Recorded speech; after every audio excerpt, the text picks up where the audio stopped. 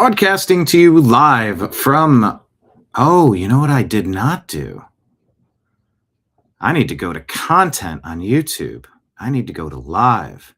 I need to monetize this video. So if you're watching, hit refresh. Let those sweet, beautiful advertisements play. It's like tossing a penny into the wishing well. Broadcasting to you live from the Orion spiral arm of the Milky Way galaxy, the solar system, planet Earth, North America, the United States of America, somewhere outside, because it's spring. My name is Brian Engelman. Today is Tuesday, March 24th, 2026. In this right here, the thing that you are watching, well, it is called, where'd it go? That was anticlimactic. It is called the TNAM Daily Show. TNAM stands for the New American Media. But we'll put it right there in the corner. On today's program, we're going to discuss how TSA should be eliminated. Democrats are trying to make things as painful as possible for people out there because they're going to try to use it to hammer President Trump over the head with. It's blatant. It's obvious. It's transparent. It's foolish. But that sums up the Democrat Party pretty well now, doesn't it? Especially in 2026. There used to be a time in this country where a Democrat position was if not understandable, because it's been Marxist at its core for a very long time, at least the semblance of, we're just kind of liberal. Like, let people can do everything they want to do. Let it be. Don't you worry about it. Don't get too involved in that. Yeah, there should be some sort of, assistance here and there. Try to be generous and, general Democrat stuff. But that stuff hasn't governed that party for a very long time. They are willing to burn it all down, to rule over the ashes. That's been their MO for far too long. And it's why Americans have, by and large, tuned out. However, at the midterms, it is tradition for some reason. Now, I wonder if this tradition could be because the powers that be like to just fluctuate between the two parties so that American citizens can squawk and squabble at each other while they miss the greater picture, while their treasure, their resources are taken from them, stolen from them.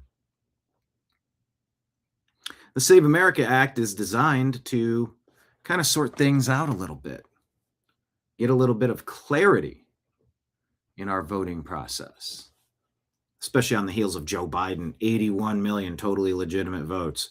Sure, pal. I mean, we're every day we're getting more and more information about what's been happening to our voting system. People are being automatically registered.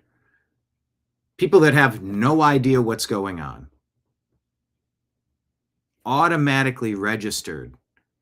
You've seen exposés with James O'Keefe. You've seen it with Nick Shirley. You've seen it, I think, louder with Crowder. Anybody doing undercover investigative stuff. You've watched Tulsi Gabbard, the director of national intelligence, go down to Georgia. Well, Tulsi wasn't down to Georgia. Gonna have herself a time. Bum, bum, bum. Are we about ready to find out just how bad things were in Georgia? What about Michigan? What about Arizona? Anyone? Does anyone think that came out properly? Well, you look at the states that voted for Kamala, and you look at the states that it's not just that they don't require showing your identification to prove who you are. Some states like California, you're banned. And guess what? I have first-hand experience going to vote with somebody, and the incorrect ballot was handed to the incorrect person. That's the level of checking and double checking that's been going on. It is a system that needs a complete Control-Alt-Delete reset. Because this whole concept of gathering ballots, creating as many ballots as possible, and then making sure said ballots are just delivered to the counting place. Then once they're in the system, look, it's just a vote. We can't take it away. It's all mixed together. All the eggs are scrambled. Can't undo it now. You have to undo it now. Every state. It needs a hard reset. Flashing red lights, the system has been infiltrated. And that voting day should be voting day. That's what the Supreme Court is hinting toward ruling on. We'll see if it ends up going that way with Amy Coney Barrett and Coney Barrett. Coney or Comey? Comey? James Comey, with a huge team of lawyers under immense scrutiny from the grand conspiracy treason plot with Obama and Clinton and the Democrats. Clapper, Brennan, and Mueller, who passed away.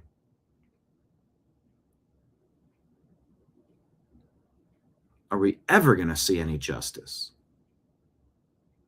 Hate to sound like a broken record, but we've been asking for justice for a long time. We're not even asking, we're demanding, and we're still waiting. And this might be America's last off-ramp. There is a plot afoot to change this nation permanently. You're either going to succumb to it, or you're going to resist it. You're going to defeat it or get defeated by it. And it seems like there's a nationalist, populist, libertarian, conservative, Republican, global power dynamic shift in a way that is fairly significant. And by fairly, I mean impossibly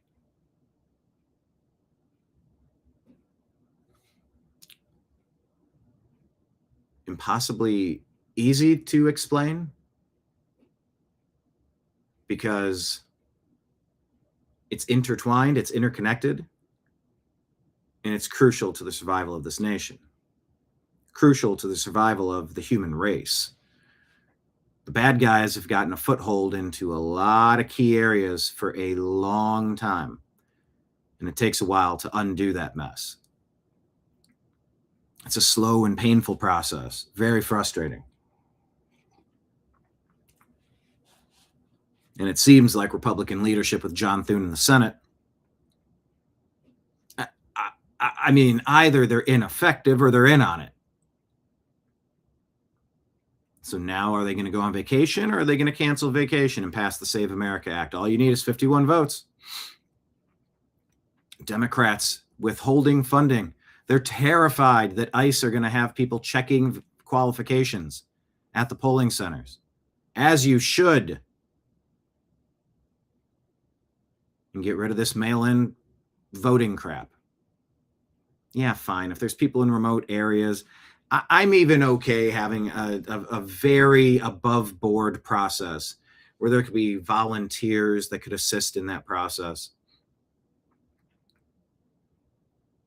I'm open to a couple of tweaks, but the overarching theme of the Save America Act is way overdue. It's exposed our voting system rife with fraud, at least fraud opportunity. Whether it's actually happening or not, that could be debated. Good luck taking the wrong side of that argument, but some people might.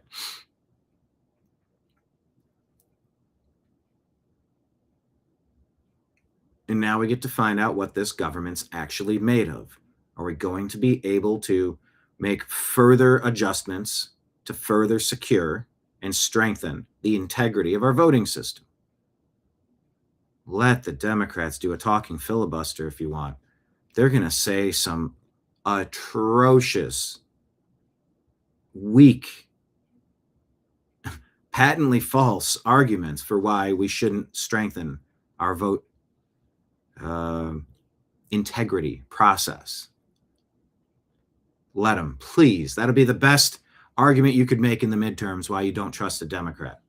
They've gotten footholds in on these big blue cities, and they're overwhelming big red states just because they have one big blue city. And that's where the mass of people are. And if you're able to harvest enough ballots, you dominate the states. You dominate Congress, the House, and the Senate, and then you dominate the White House. And the country's gone. They get their Marxist utopia, and they drive everything into the ground.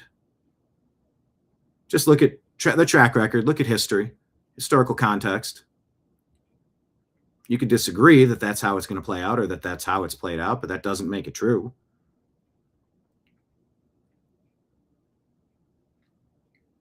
Yeah, the lines at the airports, the chaos at the airports. Democrats are holding that up because I don't even understand their argument. Something about ICE funding. ICE is funded for 4 years. And by the way, while we're at it, what are we even doing with TSA? Matt Walsh had a really interesting point about the success rate of contraband things getting past TSA. And I may or may not be able to confirm or deny that it is possible to do such things.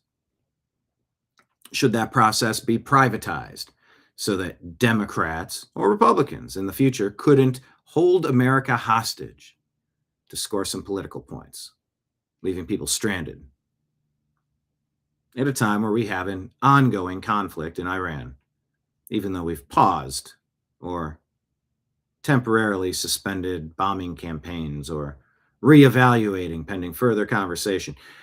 Don't know. Iran has obviously not been as quick as Venezuela, but is it any less decisive? Is it any less just? Or is it more just? Is it more decisive? We're going to find out. We're in the middle of it. By the way, if you're watching now on YouTube and you didn't get the advertisement on your page, because it will put one up while we're talking, it'll just be there on the screen. Hit refresh, please. I did forget to type that extra command in before we went live today. By the way, speaking of supporting the program, I'll put it up on the screen. We are crowdfunded. So scrolling at the bottom of the screen, 3 places you can do a membership: Patreon, Rumble, and YouTube. Thank you to everybody who signed up. And if you haven't, please consider doing so. It would mean the world to me. Do it once, set it on auto, and it'll just be there, $5 a month or $10 a month, or much more. I don't want to limit anybody that's blessed in this world, but trust me, this month and last month, with the operating expenses and the corporate taxes and all the things, reevaluating the sunk costs into delivering you a program, not to include all the electrical costs of the studio or the rent of the studio or yes, there's overhead. Thank you to everybody on Patreon, Rumble, or YouTube on a monthly subscription. And if you just feel like tossing something onto the bar top, I'm Brian, your bartender. We're going to talk about all the stories on the TV screens behind me here. And we're going to talk about what people are talking about. If you want to peel some coinage off and slap a 20 or something on the table like you do to a bartender on the bar top, you can do Rumble rant tips, super chat tips. That's on Rumble and YouTube respectively. And then, of course, Venmo and Cash App. That's my name, Brian Engelman. And PayPal is fuzzinstallment@yahoo.com. Thank you to everybody who has and who will assist the program. David said, I didn't think you were going to be doing the show today. Well, I am. But I did get it queued up a little later in the process than usual. I see Patriot Warrior over on Rumble. Hello. Marion on YouTube. People coming in on Kick. Yes, please follow the New American Media in all of the places that we exist. We try to make sure we're on as many relevant platforms as possible to expand the reach. Please share the show with a friend. Right now, make sure you smash the thumbs up button or the like button on the YouTube app. Compared to the viewers, we need more thumbs up on the YouTube app. I see people watching, but everybody smash the like button real quick while you're thinking about it.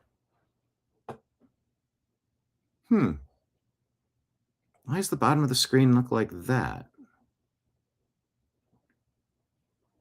It's supposed to look, there we go, like that. Now it makes sense. Restream changes all my settings every show I do for some reason. Not the best. All right. We're going to cover the stories. So grab your favorite beverage and get ready because the TNAM Daily Show starts right now.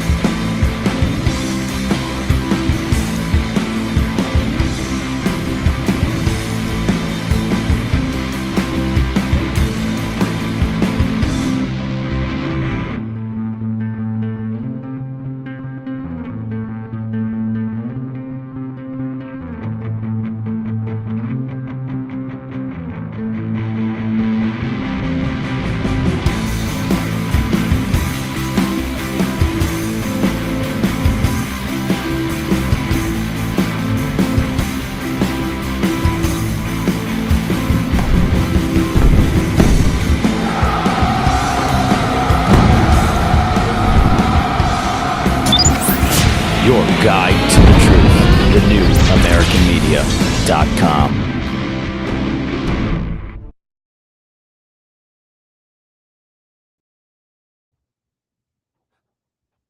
All right, everyone. Thank you for being here. Let's take a look at the news. Hit like, hit subscribe, share the show with a friend. All right, we got a bunch more people hit the thumbs up button. Make sure everybody on YouTube has hit the thumbs up button. And keep the comments rolling, yo. All right. Let's share some stories. Fox News with a good one.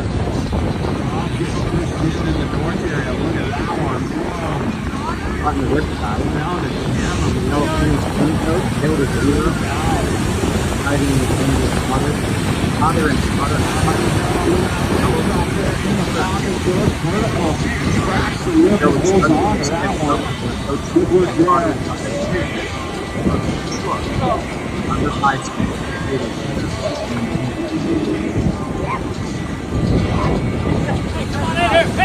Hey, come here, quick!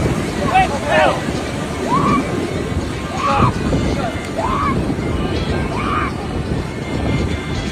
The comments. Liberals are siding with the Rip Current and suing the hero for environmental damage. All right,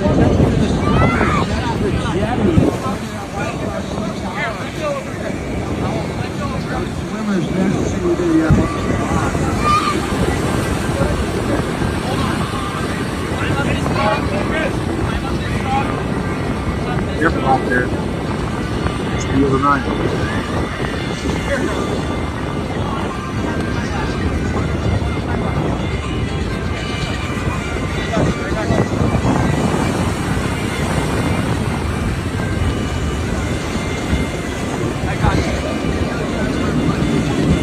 Someone else saying one man did this while everybody else stood around, held their phone up and filmed.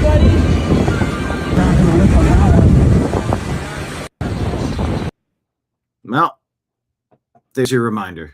Careful, be ready to help if you can, and be skilled so you don't find yourself in a bad situation. Now, what is this? The original Frank Lee. I don't follow this account. Let's just say Apple lamps. All right, so here's something I scrolled across and filed it under fan fiction. I think we're allowed to discuss things if we discuss them properly as being fan fiction. Not reported as news, but it's an interesting thought experiment as what if. Okay. The Strait of Hormuz was supposed to end Trump's presidency. Iran blocked it. Oil spiked. Gas prices surged. The plan was simple. Crush the American worker with inflation until the political pressure forced a retreat. But the trap inverted. The oil market has fractured into two tiers. $100 a gallon, $100 a barrel in America, $150 a barrel in Asia. China, India, Japan, South Korea, the nations that refused to send warships when Trump asked. Those nations are now paying 50% more per barrel than the country that launched the war. Demand destruction has started across Asia. Schools are closing, workers sent home, petrol pumps running dry in Southeast Asia. Meanwhile, American refineries are actually increasing output, running on light, sweet crude that never touches Hormuz. Trump told them to help open the strait. Every single one refused. NATO said it wasn't their war. China negotiated selective passage from a destroyed regime. Japan declined. Australia declined. Now the strait is doing to them what it was designed to do to Trump. Go to the comments. Trump knew what he was doing, just like he exposed the fake news. He now exposed the fake allies. Yeah, and the fake extortion racket of the insurance companies and the Strait of Hormuz and the extra cost to get oil. Dana says, exposing how pointless NATO is when allied countries refuse to help. So the United States needs to stop supporting NATO. Let Europe defend themselves since they think they're so capable and refuse to honor their NATO alliances. Saves us money. There's a lot of people saying that. The poster of this message said 4D chess yet again, but the libtards keep spewing their insanity. In another master stroke of genius, Trump turned a situation designed to destroy him into a win. Too few people, if any, could have pulled this off. History will teach of this administration for generations. Maybe. Tammy pointing out Japan made a deal with the United States for oil this week. Okay. Yeah, that was the one name on there. I'm like, well, don't we have a really good relationship with their leader? Nah, Lone Wolf says this is a 5D chess move. He's the chess master. I mean, we'll see. Maybe so, maybe not. Always 1 or 2 steps ahead. Walker says $4 gas is not a lot. It's temporary, just like the 2-week war. 2 weeks of war is not the catastrophe CNN wants you to believe. Maybe so, maybe not. It's not done yet. Okay. Oh, yeah, and then the Venezuela oil, enough to power America.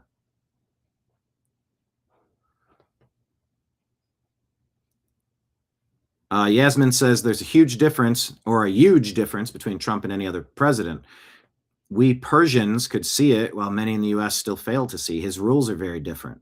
That's why we support him. He does react very differently to bullies, and that's why he hopefully can end the Islamic regime.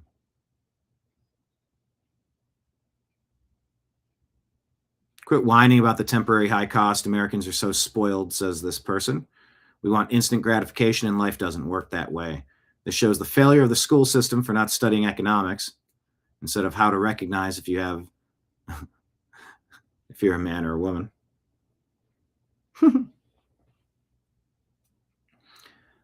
We live in the best country in the world. If you don't like it, get out. So we'll see. Cautiously optimistic am I. I do not believe that there wasn't a plan in place for this. Now we'll just have to see how it plays out. All right. Here's Eric Weinstein talking about artificial intelligence and the tsunami of disruption that is coming for the average person. Take a watch. The tsunami of a lifetime is coming, and nothing your elders have seen is going to prepare. Every occupation that is named is over. I'm going to be a dentist, radiologist, accountant, teacher.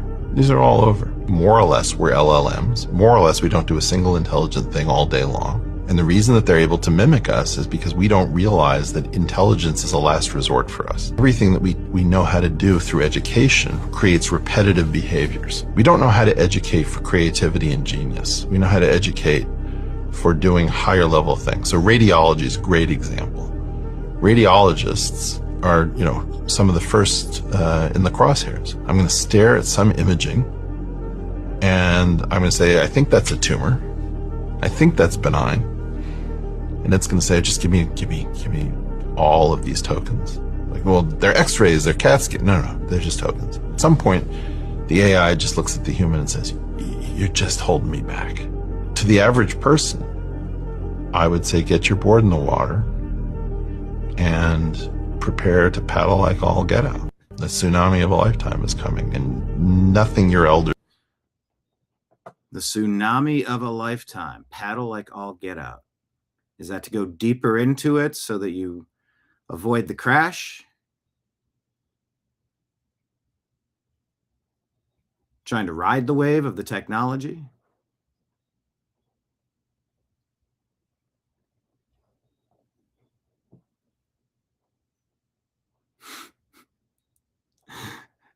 Pandemonium says he always says so much without saying anything. Squishy says the fact that the oligarchs are creating this issue with AI pisses me off. Sanchez, I can't wait to experience firsthand the collapse of society as we know it. People will attack data centers. Simple fix, says Cards. Yeah, I don't know about an AI dentist. I don't know. That seems like a job you'd still have.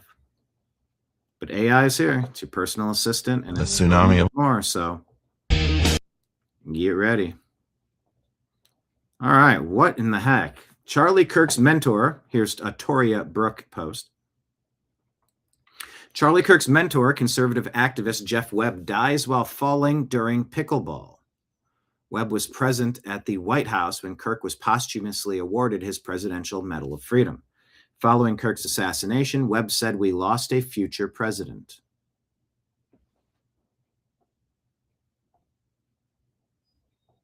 Wow.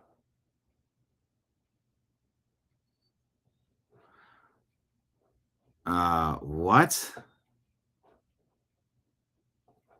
So here, let me ask Grok. Charlie Kirk, mentor, die during pickleball. Thought I saw that he hit his head or something. He fell and had a severe head injury, traumatic brain trauma. Hospitalized immediately, placed on life support. 2 weeks later, around March 20th, family removed him from life support and he passed away. A freak accident, bizarre pickleball accident, nothing suspicious, just a tragic fall during a casual game that led to fatal head trauma. Webb was a successful Texas businessman and a key early influence on Charlie Kirk and Turning Point USA. Kirk and TPUSA publicly mourned him as a dear friend and mentor. Straightforward but very unlikely accident on a pickleball court. 76 years old. Jeff Webb is the founder of Varsity Spirit, the father of modern competitive cheerleading. Oh?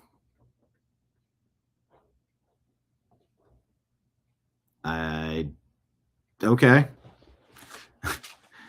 Not an oil tycoon, a competitive cheerleading tycoon. All right, so the mystery deepens. What is this? Bro Bible. Not following this account, but I probably could. Mystery deepens as a colleague of missing Air Force general linked to UFO research has also vanished. Retired Air Force General William McCasland vanished on a trail run, leaving behind his phone, glasses, and wearable tech. He hasn't been seen since February 27 with 0 confirmed sightings. But it wasn't just any general. He oversaw advanced research labs, and he's just disappeared, and had ties to UFO-related projects, including work connected to Project Blue Book. One expert even called his disappearance a grave national security crisis. It's getting stranger. His former colleague, aerospace engineer Monica Reza. Let me see if I got a story on that. On Grok. Monica Reza. Do I have this on any other sites? Things I'm familiar with.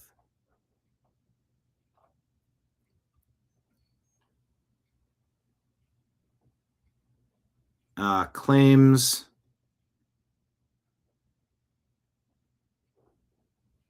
They ran the forensics in a Facebook post, but the post was removed. The data was never released from the Sentinel. I don't know what the Sentinel network is. What's this?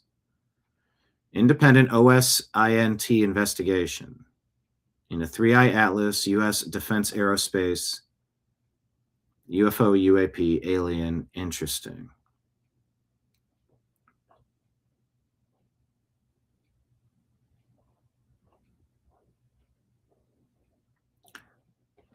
Carl Grillmer is a Caltech astronomer. According to the Sentinel network, is any of this? 9 verified deaths or disappearances from June of 2025 to March of 26 involving experts in aerospace material, infrared astronomy, plasma fusion, Air Force research, all tied to U.S. facilities like JPL, Caltech, LANL, and Wright-Patterson Air Force Base amid heightened UAP disclosure discussions. Geospatial analysis is attached. Attached media shows incidents clustered along research corridors connecting these sites with a calculated probability of random distribution under 0.001%, suggesting non-coincidental patterns in timing and expertise relevant to advanced propulsion and exotic materials.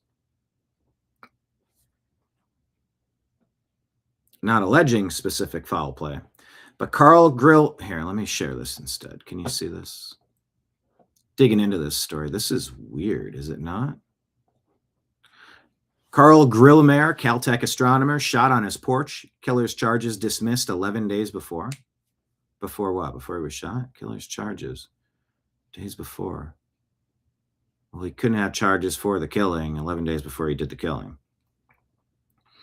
Nuno Loureiro, MIT fusion scientist, shot at his home. His killer planned it for 3 years.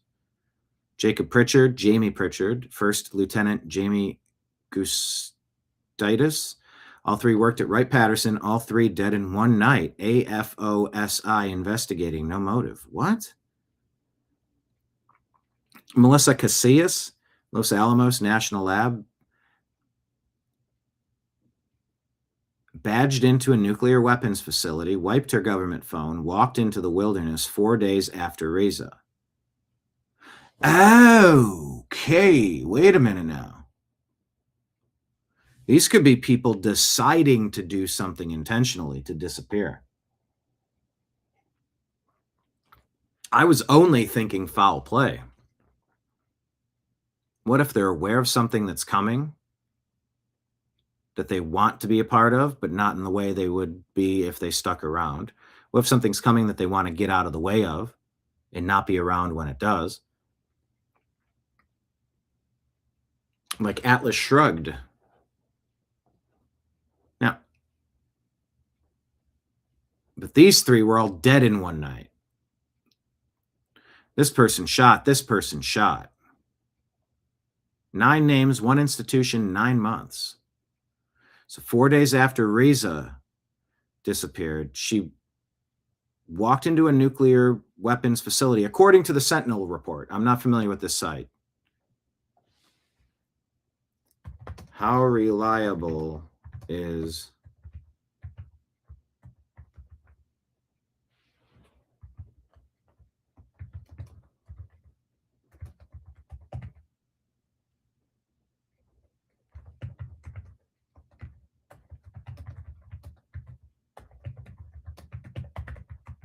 asking Grok, how reliable is this as a news source? Are these claims factual?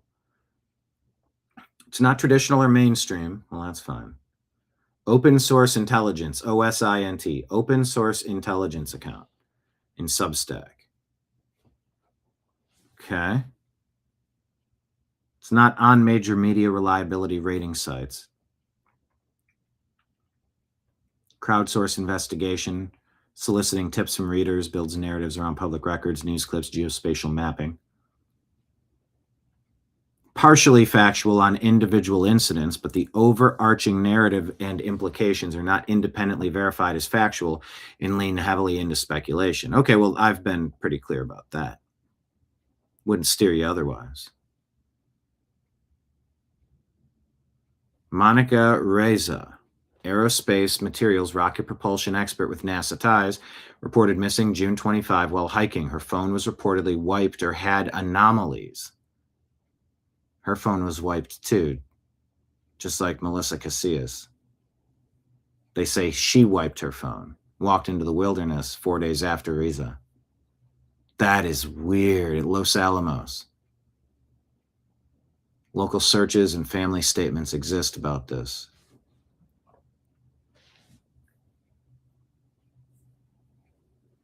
Carl was shot at home Feb 26. Nuno Loureiro, MIT plasma physicist, fusion expert, shot and killed in his home late 25. Lieutenant Major William Neil McCasland is the retired Air Force general, former Wright-Patterson Air Force Base commander with rumored UAP ties, reported missing, drawing renewed attention to the base's history and UFO lore. LANL-related personnel, Melissa Casillas, vanished after dropping off her husband at the lab in AFRL Wright-Patterson incidents, including a 25 MS event involving base employees, taking someone out, then taking yourself out, aligning with public police reports. They're not fabrications. The people exist. While the incidents, shootings, disappearances were reported in local media, police blotters, or community discussions. Hmm.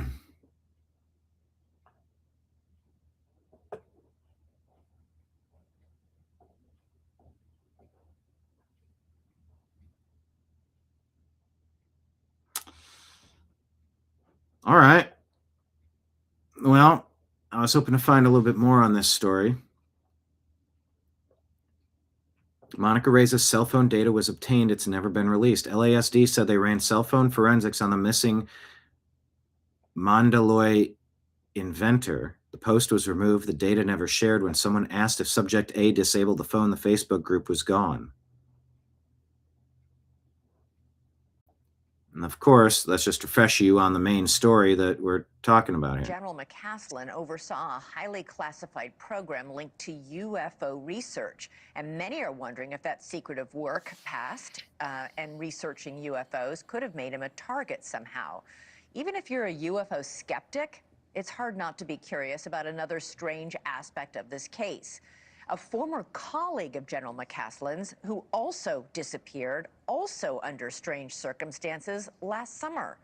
Is it all a coincidence? Let's go to Alex Capriello, live in Albuquerque, New Mexico. Alex, what are you hearing about not one, but two disappearances? And also Savannah Guthrie's mom, right? Yeah, very I think that's Arizona. strange, Elizabeth. We've been spending the day digging into this missing persons case of Monica Reyes. She vanished off the face of the earth about 9 months ago, last seen hiking in the Los Angeles forest with a companion. By all accounts, everything seemed normal that day. She was about 30 feet behind that person she was hiking with, smiling and waving. He turned around. Next thing you know, she was just completely gone. Why are you hiking 30 yards ahead of somebody? Was it a larger group or just the two of them? That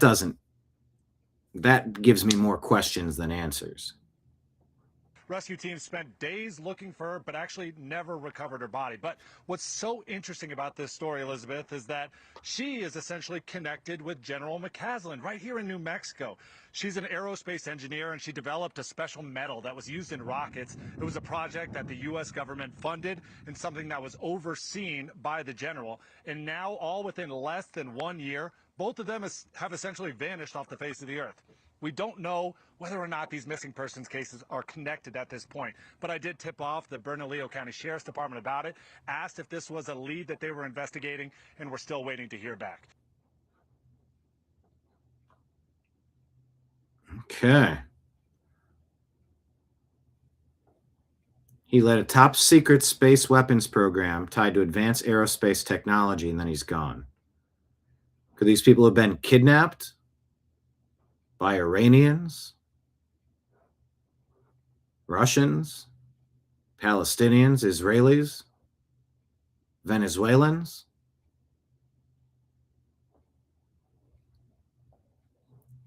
Let's check out Jesse Waters. He is giving some info here. Police are searching for a retired Air Force general who vanished in New Mexico. William McCaslin went missing last month. Yeah, Marion, it sounds like the Bermuda Triangle of land. What did these scientists know about Hillary Clinton, Lake Leon wants to ask. Yeah, Hillary was hiking that day. Does sound fishy, Marion. It does. Members of Congress are warning this could be a national security issue.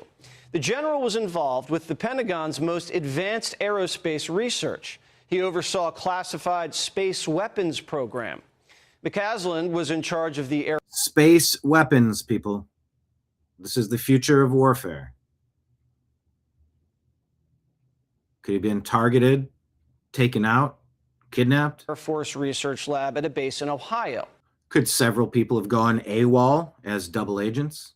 It's rumored that base holds extraterrestrial debris. Okay, hold on. Let's go right back. He's talking about Wright-Patterson, right? McCaslin was in charge of the Air Force Research Lab at a base in Ohio. It's rumored that base holds extraterrestrial debris from the Roswell crash site.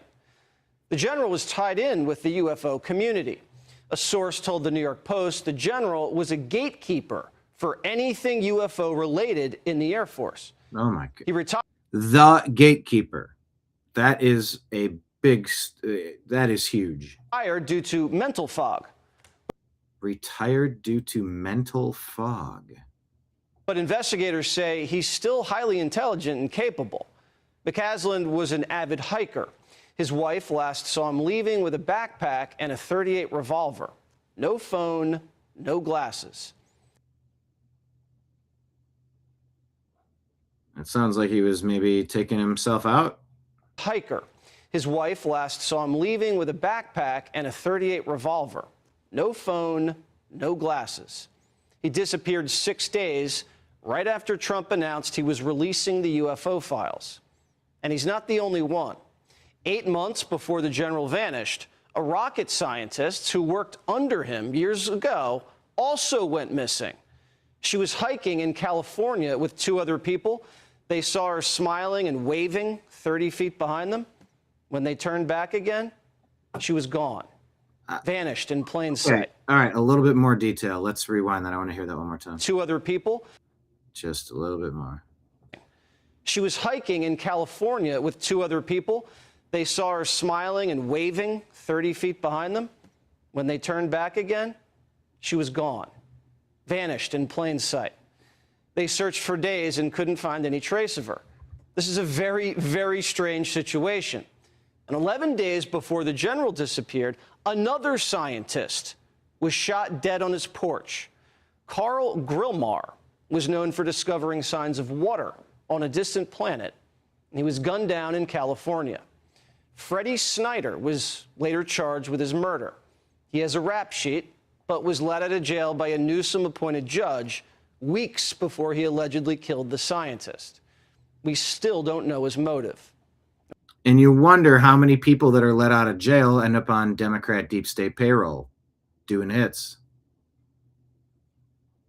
We don't know if these cases are even connected, but this many top scientists getting killed or going missing in just under a year looks like a major red flag. Yeah.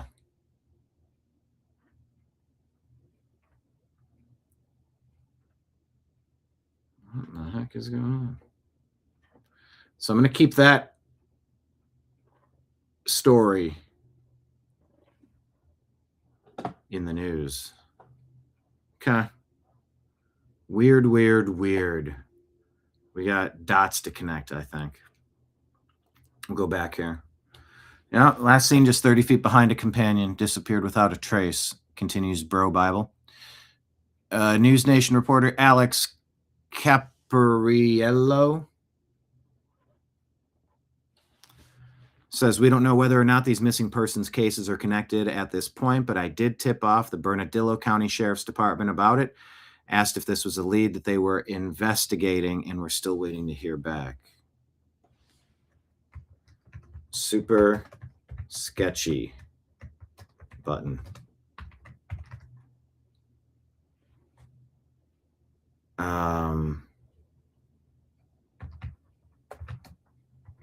Were they kidnapped? Were they hunted? Were they defectors? Were they guilty and taking themselves out of the game?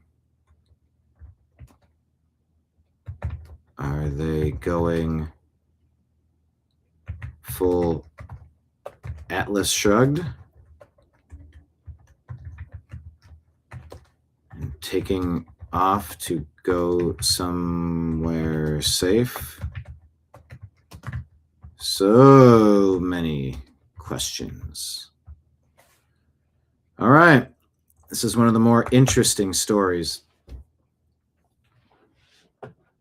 I've encountered in a while. Surprise field on Madam President. And if you have any information about this story, tag us on X. We're at American_media_. And as well, everybody, please make sure you subscribe to our Instagram as well as our X account for the New American Media.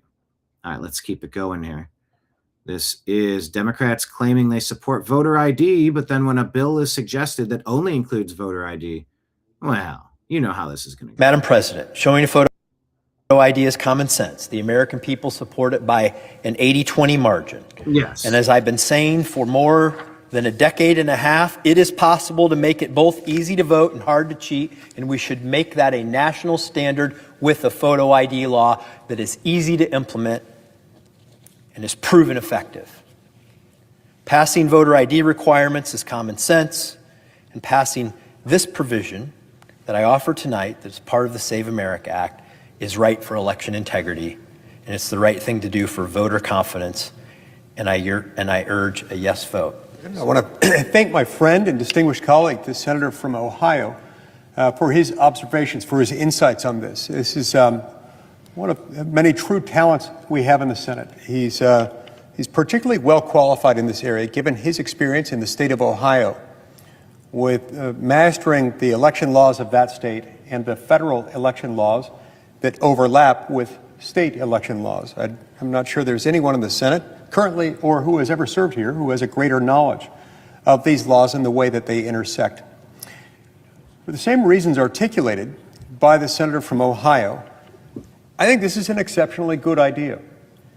It's not every bill where it makes sense to separate out a provision, try to pass that provision on its own, separate from the rest of the text of the bill. But this is one of those instances where it makes sense. Now, don't get me wrong. Neither I nor the senator from Ohio are suggesting that we still don't need the rest of the Save America Act. That's not our point. The point is that these are separately divisible, such that they could be enacted separately. And insofar as there is a greater degree of consensus with regard to the voter ID component of the Save America Act than there are with regard to the citizenship components, it makes sense for us to get this done now. Let's pass it. Let's pass it right now. Let's pass it by unanimous consent. Let's make this law, and then we can proceed back to deal with the rest of the issues within the Save America Act. This is what progress looks like. This is what consensus building looks like. And I thank my friend and colleague from Ohio for raising this. Look, no matter how you feel about the rest of the provisions of the bill, it's not too much to ask somebody to just show who they are when they show up on voting day. It's super straightforward. That provision is very simple. Let's get this passed. Let's get it done right now. Madam All right. But of course, Democrats aren't in favor of that. President. Still interesting. All right. Kaneko the Great with a post here. Haven't seen them on Instagram often, but this is from Toria Brooke. Joe Kent allegedly being accused of leaking Charlie Kirk's group chat messages to Candace Owens, according to a member of the group chat. What does it say here? This is Rabbi Pesach Wolicki, member of Charlie Kirk's private chat, executive director of Israel 365. That the way that those screenshots got to Candace is via Joe Kent. You see, this has never been made public before, Aaron. Right now on your show, this is I'm saying this. So let me explain.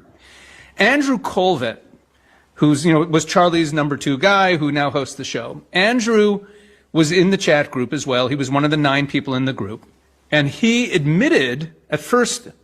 Be perfectly honest, at first he was denying it. We didn't know how Candace got them, but then he admitted on the air on his show that he had given these text messages, and he gave them to, he said that on the show that he gave them to someone in the government. He told us that he gave them to someone in the government, and of course the response of the people in the chat group was, you don't have a right to do that. This is a private chat group. There was no warrant. It doesn't work that way. But nevertheless, he did it. So we didn't know how it got, that the way that those screenshots got to her, and then we started putting pieces together. Because Joe Kent was someone that we knew that there was a relationship there between Charlie and Andrew and Joe. We knew that when Charlie would visit Washington, D.C., he would talk to Joe. And we kind of put 2 and 2 together, and eventually, I'll leave out some of the details that I shouldn't say. We kind of verified that the messages had been given by Andrew to Joe Kent, and that Joe Kent had been the one to pass them on to Candace. And then we started putting pieces together. Interesting. Because Joe Kent was someone that we We knew that there was a relationship there between Charlie and Andrew and Joe. We knew that when Charlie would visit Washington, D.C., he would talk to Joe. And we kind of put two and two together, and eventually... Okay. So was Joe Kent leaking stuff to Candace Owens? I mean, I'm not suggesting any criminality in that particular case, but if he is a leaker,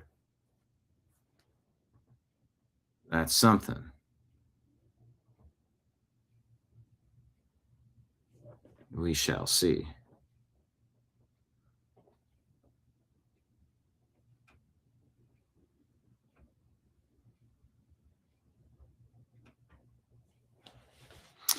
Candace, on today's show, September 24th, 25, federal government is pressuring Utah officials to close the Charlie Kirk case. I wonder why.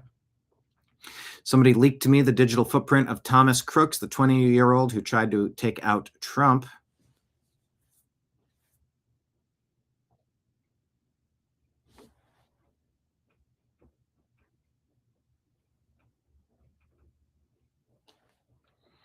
Candace, so appreciative to all of my many sources, including the good people who work in D.C. It genuinely would not have been possible for me to learn about the rental car being auctioned were it not for the good guys in government who worked to get me the photos we released today. Important to remember that not everyone who goes to D.C. is evil. Candace, yes, with everything I've plotted onto a timeline and with my source on the inside, it seems the feds are lying about the outfit switch, which never made sense to begin with, hence the laughably fake messages. There are at least two people involved, in my view, she says. Jackson Hinkle reporting Candace does not believe the person in the maroon shirt walking on the morning of the Charlie Kirk assassination is Tyler Robinson. Candace went off the air November 25. Both the White House and our counterterrorism agencies have confirmed receipt of what I reported publicly. Emmanuel Macron attempted to organize my assassination per a source close to the first couple. Stating French legionnaires were involved in Charlie Kirk's assassination, but they did not act alone. You can look to the President of the United States and our intelligence communities to issue a statement to confirm whether I'm telling the truth, she says. All right, so let's keep our eyes peeled on the Joe Kent, Candace Owens angle. Champagne Joshi, post being shared by Being a Libertarian, says this YouTuber, Ben Jordan, discovered that a surveillance company named Flock Safety, who currently has over 90,000 cameras deployed throughout the United States, is severely compromised. He found that many cameras are live streaming directly to the open internet. Well, that sounds lovely, doesn't it?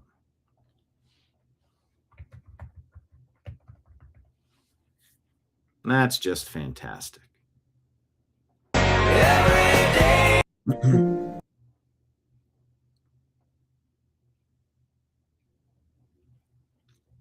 Daily reminder that the files still exist.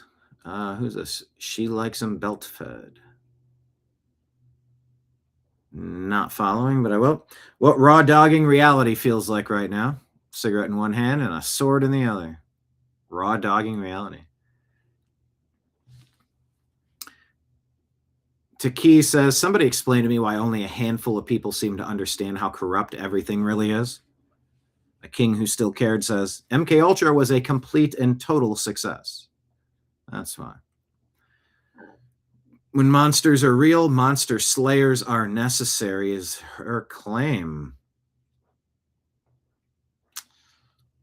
Do not condone vigilantism. Homestead on the rise. They are all demons, by the way. So if there are aliens that are about to come down, are they here to save humanity or are they demons? This is the main reason why I went to this meme drop. If you stay silent and fail to rock the boat in this war between good and evil, your life might be easier, but your children's won't.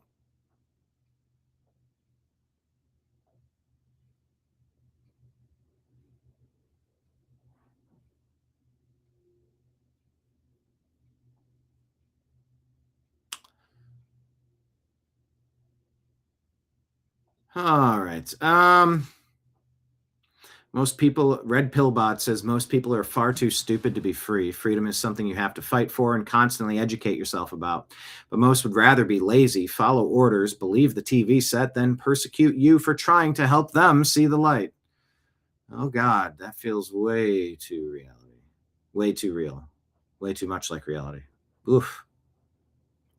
George Carlin, I have certain rules I live by. My first rule, I don't believe anything the government tells me.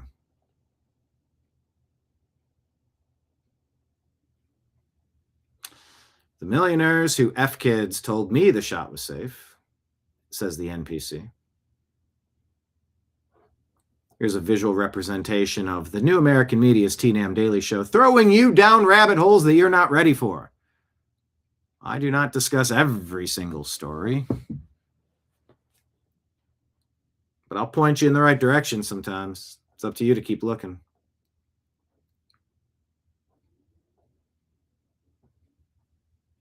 Mr. Nobody says, I'm fully convinced that we entered an alternate timeline in 2019. Why just 2019? What was 2019? What caused a timeline shift 2019?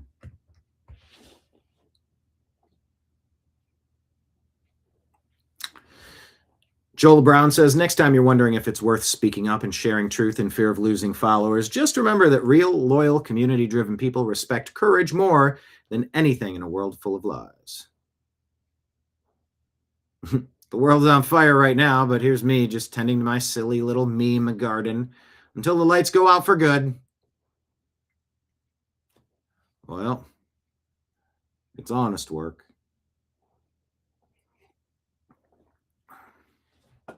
He wasn't the only one, and that wasn't the only island. Oh, God.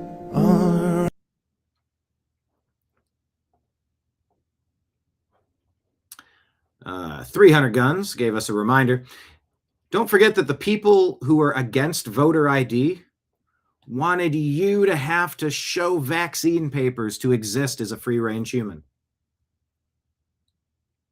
There is no universe where they can reconcile that away. Throw that in their face every time they try to make an argument against voter ID. Every single time. You tried to make me show my papers to get on a plane, to work my job, to go to the grocery store. Fuck you. You're allowed to say that. You can say it more politely if you choose to, not curse at them. But is a demon not allowed to curse?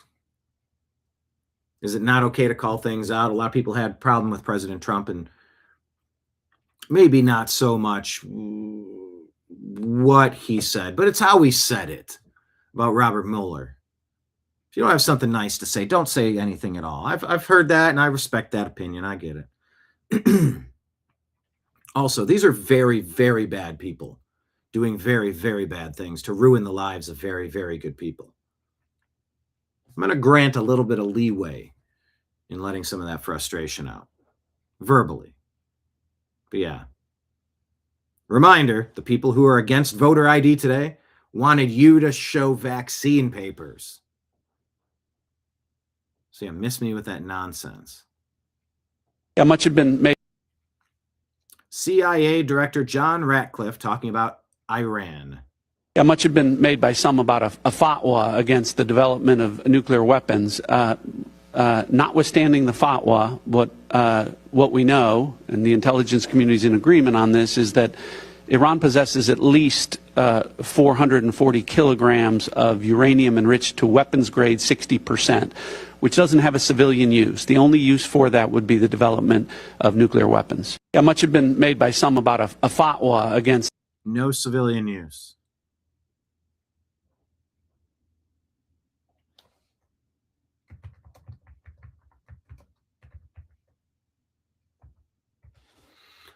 That part. Yeah, much had been made by. Yes, sir, is here. All right, let's check in with Representative Elise Stefanik. Yes, sir, is here. With a Union College over in Albany by the capital of the country. Children of Iranian leaders are teaching United States students. Look at some of these people here. As we look at these guys are hooked, some to the Ayatollah, some to Larijani. How does this happen? This should never happen. And you're right, Brian. Union College is 20 minutes from where I was born. It's right in upstate New York. The fact that you have professors teaching American students who are tied into the Iranian terrorist regime, that should never happen. It ties very much into the crisis in higher education that I'm working with the Trump administration that I've led on in Congress, to rooting out the foreign dollars, rooting out the moral and academic rot. But they need to be deported immediately. Can you imagine them you paying $70,000 for a tuition and the Ayatollah's kid is teaching you? Professors here with a union. Get what you pay for. Yeah, it's not so much to go to school. You got to go to the right school. All right, let's go take a look at our X account. What's Amuse writing? Save Act rumor has it Leader John Thune has a deal that allows senators to go on their 14-day paid vacation.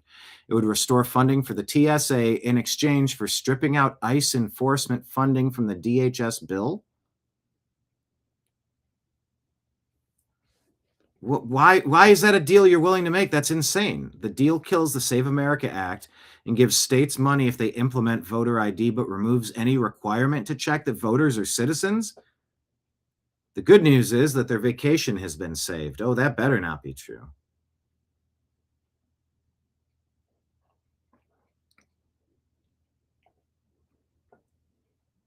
Let the Democrats make this ridiculous case on the news every day. Go. What about voter ID, Mike? Let me ask you a question. Could you find your birth certificate? No, I couldn't. Could you find your birth certificate? And it's required. These are allegedly grown-ups and adults who occasionally have to get passports, do high-level things, and they don't have their birth certificate. Bullshit. You've got to be kidding. This is some of the worst acting you'll ever see. I couldn't. Could you find your birth certificate? And it's required. This is, Trump said it. He said, this is the way I win. He knows he's getting killed. It's to bag an election. It's to bag. He knows he's getting killed. It's to cheat on costs, and steal the election in a different way than he did in 2020. Can't even keep his lies straight. 2021. There's no cheating happening except when Trump won. I'd like to ask you a larger question. Can I say on this Save Act? Sure. You can't even use military ID, and here's what happens. Just a minute. I wrote an op-ed. It's in the New York Times. Can I show it? It's a good one, Senator. It's a good one. Of course you can show it. I hope people will read it. This is your table. I haven't seen it here. How does someone wrote it for you? A group of adults, international travelers who don't know where their birth certificate is. Bullshit. You have passports. You have top secret clearance. Of course you know where your documents are. And you know how to obtain them. You figure it out. Oh, these people are so full of it. All right. There is our page at American_media_. Make sure you're following us on X. Different information goes out on different platforms at different times. And right here, pinned at the top, is the link to our Patreon. If you'd like to sign up and become a supporter, you can also do a monthly supporting reoccurring thing on Rumble and PayPal. Please consider doing that, or toss us a tip into the tip jar as I bartend here for you at our lunch break in the middle of the day. You tip your bartender. Rumble rants and super chats, drop them in. All appreciated. And at the bottom of the screen scrolling, it has the 3 ways to do it. On Venmo and Cash App, it's just my name, Brian Engelman. And on PayPal, it's fuzzinstallment@yahoo.com. A bunch of passport holding, top secret clearance having people who claim they don't know where their birth certificate is. All right, well, here's our story of the day. Video post here. I'm doing the story backwards.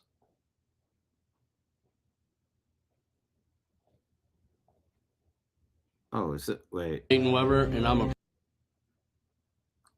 Colin Rugg reports, quadruple amputee professional cornhole player has been accused of murdering someone before driving off in his Tesla. Dayton Weber, 27, has no arms and legs and was featured on ESPN, is accused of shooting 27-year-old Bradrick Michael Wells during an argument. Police say Weber was in his Tesla SUV when he shot Wells in the passenger seat. A local report from Fox 5 said.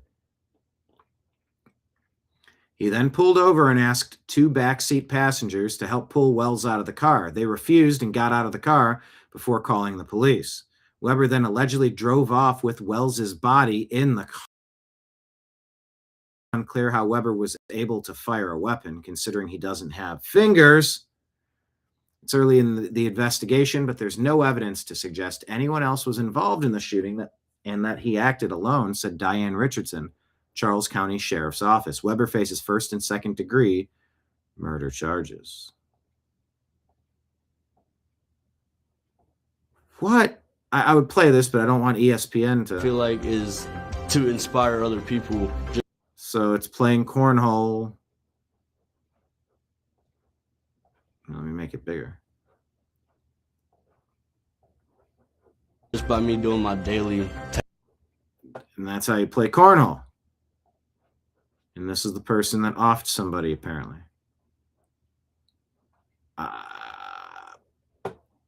And here is Dayton firing a weapon, allegedly. Oh, it's on Dayton Weber's account. No hands, no feet, shooting a 9mm.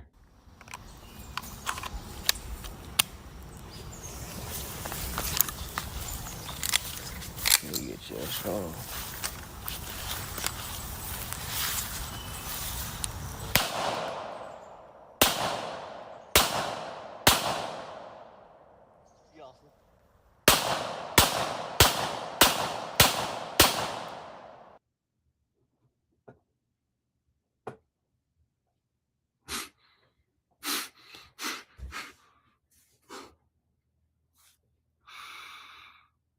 That's from Dayton Weber's YouTube account.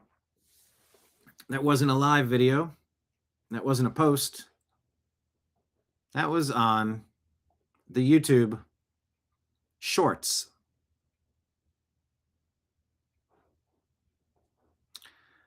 Shorts. See it right there in the corner? Shorts. The dude is about this tall. Very short.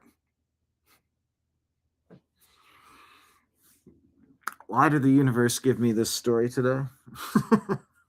Why? So you drive away with the body, then what? Where is the body? I have way too many questions on this.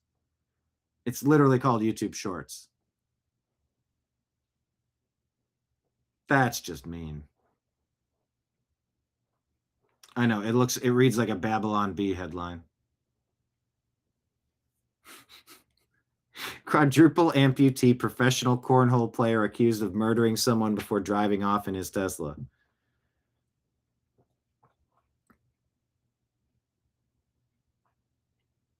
Okay, I have to go to the YouTube channel. Are there comments on this? Hello to the prosecutors watching this.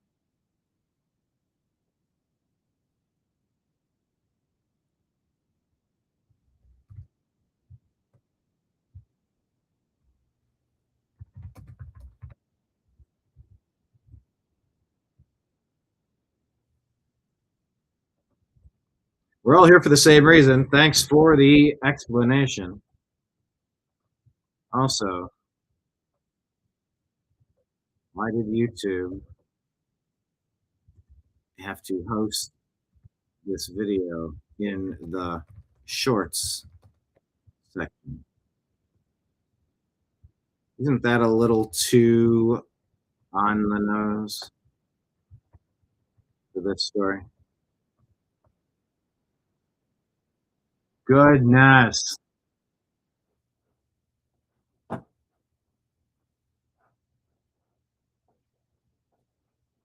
Oh, I don't think I was showing it to you. Hold on, I'm sorry. I guess I showed it to you before. I was just typing the reply in there. Then drives off in his Tesla. I guess Teslas might be the easiest to drive with the automated mode. FSD, fully self-driving. All right, well, that's happening. Let's go back into the profile here. Hit the thumbs up button, share the show with a friend. All right, what is this? Tucker. Marina Medvin says here's some complete socialist ideology from Tucker. It's not. All I'm saying is let's treat the people who run the banks, the people who are getting rich from usury, like the criminals they are, and make them suffer, because that's totally fair. If you exploit and destroy people, you're not a good person, and we should just say that. And I think we should start by getting collective action. Everybody who's deep in credit card debt, I don't care what your race, would be actually a way to unify the country. We're just going to have this month, we're all getting together, and we're not going to pay our credit card bill. That would be amazing. Bitch? What are you going to do about it? But your average person can't do that. So why don't we all get together and do that? You know what would happen if we did that? I'd be assassinated immediately just for saying that. It's not. Hey, I know they're trying to slam Tucker here, but the usury, I think we need to have a conversation about this crap. Interest rates. We need to have a serious conversation. Usury is like ticks and leeches type territory. There's certain cultures where you don't do that. You don't charge usury. Why is it allowed in America? Why is it seemingly an unlimited cap? Maybe it's limited in theory, but is it really? I don't know. Do you agree or disagree with Tucker?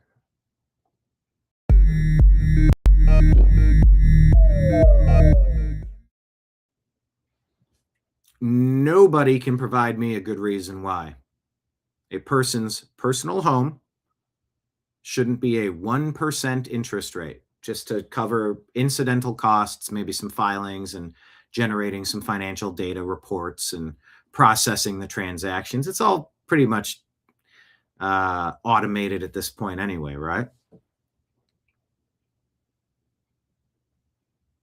Why? Why are we allowing this? I don't know. That's a dangerous idea. To the Vipers. Let's take a quick glimpse in here. It's a 4-minute clip. I'm not going to play the whole thing, but let's get the gist of the Supreme Court challenge about mail-in ballots being counted after Election Day. We'll talk. One of the top 20 shadiest things that we've learned is actually happening for some reason in this country. Again soon. But we are joined now by Mike Hurst, who's the general counsel for the Republican National Committee and also serves as chairman of the Mississippi Republican Party, which was also suing alongside the RNC to get this law kicked out. Thank you for being here. Thanks for having me. Broadly explain the argument for why you want this law to go away. Well, I think it comes down to three things. It comes down to restoring trust. All right, restoring trust. Manute Balls says that's the plot of The Fugitive. I know. The professional cornhole player who murders someone and takes off in his Tesla. I didn't shoot my wife. I don't care. He jumps off the waterfall. Yes, Marion, very funny. Sorry, I had the comments set and I just looked. Nothing was auto-generating, but I needed to scroll down.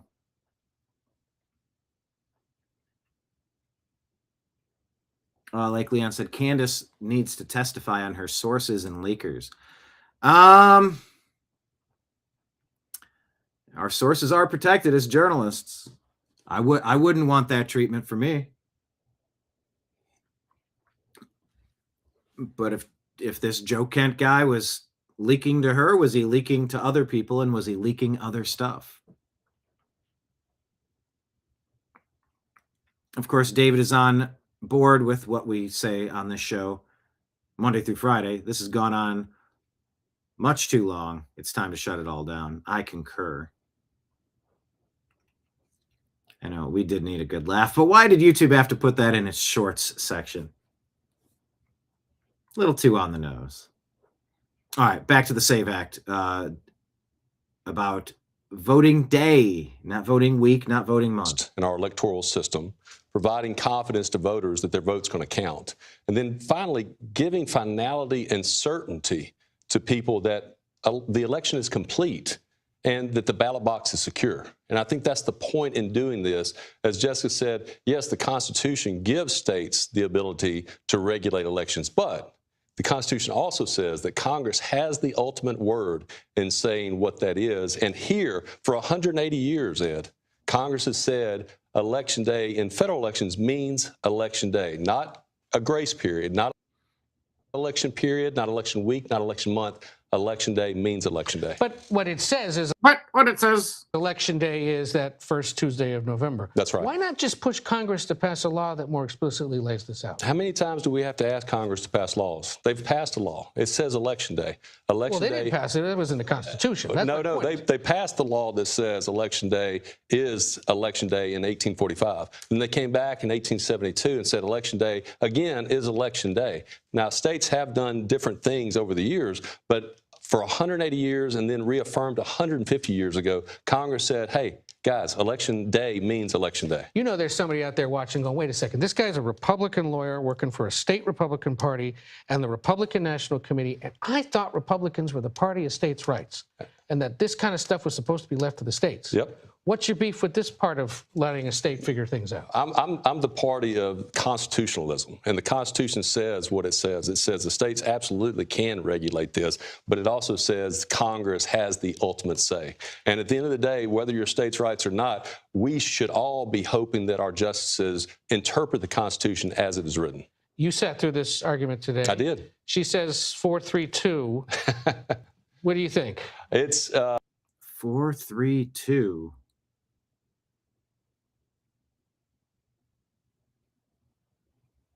4 and 3 is 7. Two are going to abstain? Really great questions. You know, Justice Gorsuch really brought out the fallacy in the state's argument that Mississippi Republican chairman on legal challenge to states' mail-in voting rules. Take out with Major Garrett. That's not Major Garrett. CBS News. Once a ballot is cast, that means once the voter marks the ballot and hands it off to the postal system, then that's an election. Now, what happens if that ballot never makes it to the government? There's no election. Absolutely. Yeah. And Gorsuch asked rightly that not only do you have post offices open 24 hours a day in Chicago, no voting fraud would ever happen in Chicago, I know, but you have... That's meant as sarcasm. You have 24-hour voting in Chicago, and the Postal Service allows... Yeah, 24-hour voting in Chicago. Yeah, no, the Windy City. You know, it wasn't named the Windy City because of the wind. It was named it because of the hot air coming out of the politicians' mouths. The voter to recall his vote. Right. So how is it final if the voter is able to recall his vote? How is that an election? It's not. Clarify real quick. What if you're someone in the military trying to cast the ballot from overseas? I was asked that question today, and here's the deal. Our men and women in military, in a uniform, they know better how to meet a deadline than you and I do. If we are saying to them that they can't cast a ballot in time, I think we're talking down and we're condescending to our soldiers. What if they're otherwise engaged in the battlefield and weren't able to send it in? Well, I think they can. And I think here's the deal. The fallacy with that argument is if they send it in and it's accepted on the 6th day in Mississippi, it's destroyed. It's out. Right. So why do we have 5 days and not 6 days? In the state of Illinois, you have 14 days. State of Washington, you have no deadline. Because of the rolling aspect of what they do. So where does it end? I mean, we say it has to end when Congress says it ends. Real quick, is there anything in what the president calls the Save America Act that would more explicitly address this so that perhaps the courts don't have to? No, I don't think it is, but I think it's important that we pass the Save America Act because at the end of the day, part of this case that we argued before the Supreme Court today is about election integrity, and voter ID is all about election integrity. All right. That is a debate that will continue as well. Mike Hurst.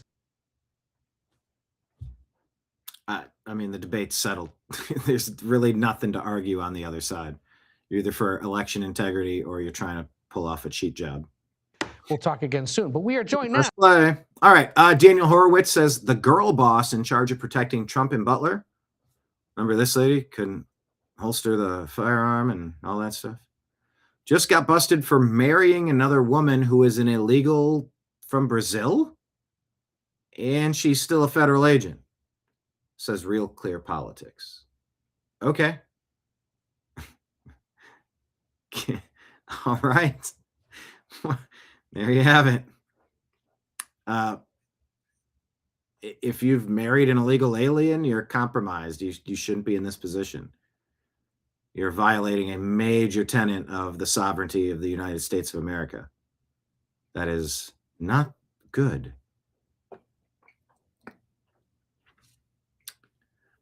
Sonny here says, Democrats are currently very mad about two things. Number one, requiring proof of citizenship to vote. Two, ICE scaring illegal aliens away from voting sites. Kind of gives away the game, doesn't it? Rand Paul says, kudos to President Trump for attempting what even Reagan failed to do, eliminate the Federal Department of Education. Student loans are moving to the Treasury.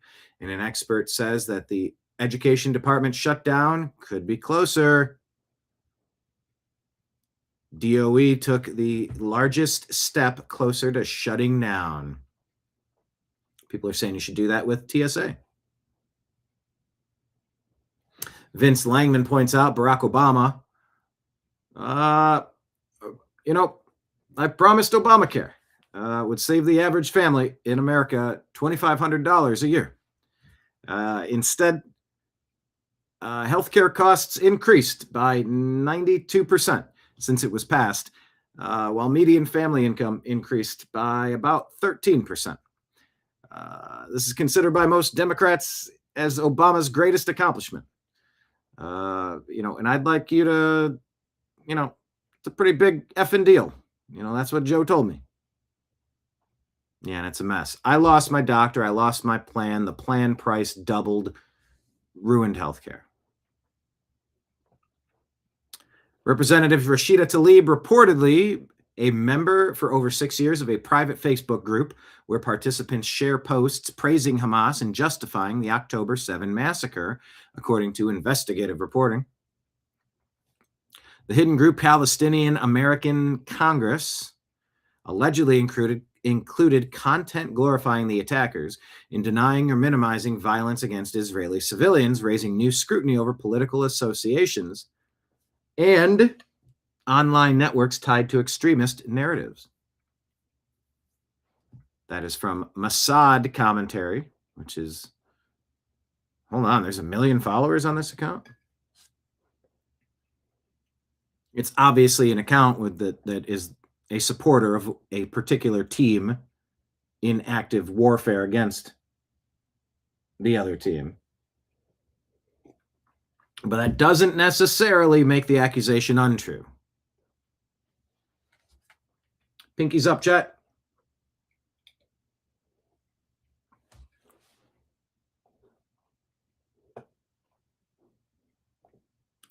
Gavin Newsom letting you know what the strategy is for the Democrats. Don't forget, you got to get people motivated, make sure everybody's registered, and grab extra people to get them out to vote. You won't believe the number of people that don't vote when they need to. Our nation is at stake. Right now, we have to put a mirror up to the absurdity of the President of the United States dressing up as the Pope, cosplaying as Superman, putting his face on the side of Mount Rushmore, attacking and belittling the communities and minorities. I don't wake up every day to try to find, a crowbar to put in the spokes of his wheel. I don't. That said, I'm going to stand my ground. We're going to have the backs of our diverse communities, and we're going to fight back. And fight fire with fire. And I know two wrongs don't make a right, but with all due respect, we'll lose this country as we try to win that argument. And Democrats are constantly trying to be right. The other side is ruthless. And with respect, my party needs to be more ruthless about winning, because if we don't win back the House of Representatives, we may not have a fair and free election in 2028. And I really believe that. You know how I'm going to read that? If we don't steal 2026, we're never going to be able to steal again. I think they know the writing's on the wall. We need our 51 senators to pass it, the Save America Act. Get it done. Make a couple provisions, add a little bit of funding so that you can find remote people, anybody who wants to call in, and you can get a team of Iditarod sledders. Pay somebody $20 an hour to go out. You take proof of life. You do photographs. You do thumbprints. You do the process. You want to get a copy verified. Okay. If a little bit of funding is needed to make sure that each state can get out to hard to reach people, or maybe some sort of mechanism where we can assist people in getting copies of their documents and maybe getting them cheaper, a little easier to prove that they're citizens who are eligible. I'm okay with it. If that's what it takes to get Murkowski on board, let's get some Iditarod sledders at $25 an hour. Send them out there. There's allegedly all these massive groups of people that can't prove who they are. But government documents shouldn't be that hard to get. It shouldn't be that time consuming. If we need to fund some offices, one central point where we can work with liaisons at the offices of every state in the country to get, the embossed versions of your birth certificate that you need to verify eligibility or get a passport. Let's reduce the costs. Let's make it happen. Exactly, David. That's just Gavin trying to protect the cheating that they've already done. Rigging of the system, putting their finger on the balance, on the scales of justice. Because the states that they've got their claws into, it looks almost impossible to get them back unless you revamp the voting, which is exactly why you have to. Bill Mitchell says in 2016, only 25% of Democrats voted by mail-in ballot. 4 years later, that more than doubled to 58%. And Joe Biden, who barely campaigned, got 81 million votes. That's why we need the Save America Act. I know it was a pandemic at the time. Also, those numbers are absurd. Okay, this is a very good point from Matt Walsh. I do appreciate reading Matt Walsh. He's got a lot of important stuff to say. Matt says when TSA has been tested, it's failed to stop about 80% of weapons smuggled through security. TSA to this day has never actually prevented a terrorist attack. There's not a single documented case of a terror plot foiled by TSA. On top of that, TSA was formed in response to 9/11, but 9/11 was not a failure of airport security. Airport security had basically nothing to do with it. So while this standoff over TSA funding continues, keep in mind that the agency shouldn't exist and is historically terrible at its job. We should privatize airport security again, then it can't be used as a bargaining chip by politicians. That's a pretty good analysis there. Yeah, David, why don't they explain how Trump is going to cheat? Well, if they have to prove that they're citizens, then we're going to lose all these votes because we're used to gathering votes that were created automatically, and we deliver them, and they're counted, and once they're counted, you can't uncount them. You can't unscramble the eggs. No, I'm good. Sarah Sizzle shares this post from the Western Journal. 5 white Philly cops with high exam scores sue the city for skipping them under the Rule of 5 DEI policy that let lower-ranked candidates get promoted based on factors like race and sex. Merit should matter in policing. Eric Daughtry says local news forced to report on the Philadelphia TSA wait lines. Oh, how bad have things gotten? Let's check in. But I do want to point out, Brianna Gallagher. This is an empty line right now. We are standing in the middle where travelers come to check in for TSA. Yesterday, this was all the way back to the garage. So good news today, lines aren't too bad.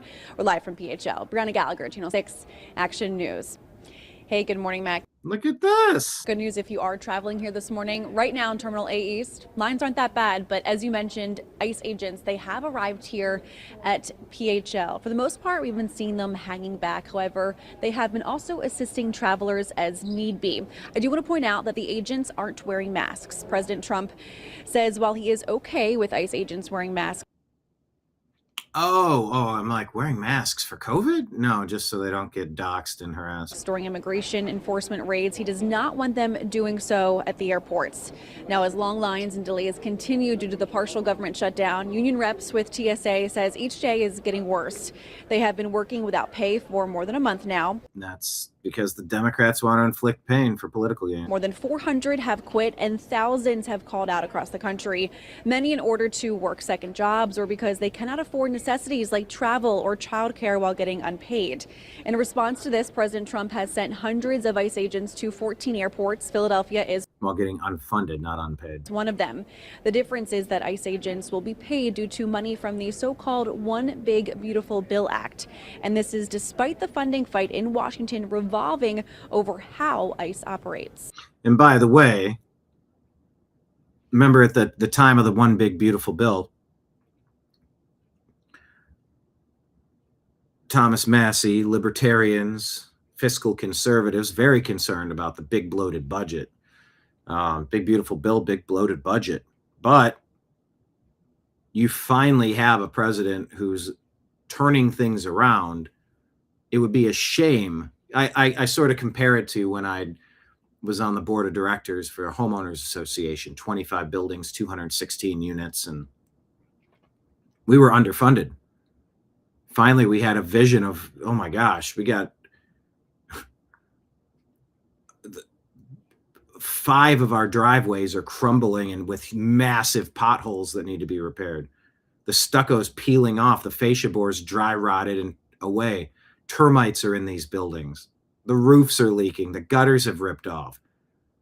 There's vandalism on the buildings we got to clean up. All the yards are dry because the irrigation systems are broken, so they don't work. So you put them on a drip irrigation timer and you put them on for 2 minutes at 1 in the morning when it's the coolest, so that you can have nicely manicured lawns, and you fix the roofs and the gutters so that nothing is causing any water damage. You tent the buildings, you scrape away all the damage, you repair the fascia board, termite tent the building, paint the building. Give some dignity back to the people. It would have been a travesty had I not had a budget to do those things. So I can appreciate the fiscal conservatism of this One Big Beautiful Bill is bloated. We've talked about it. I recognize that. But the positive component is you now get to take ICE off the table for 4 years. It's fully funded. It has nothing to do with something that the Democrats can grind the government down for whatever reason.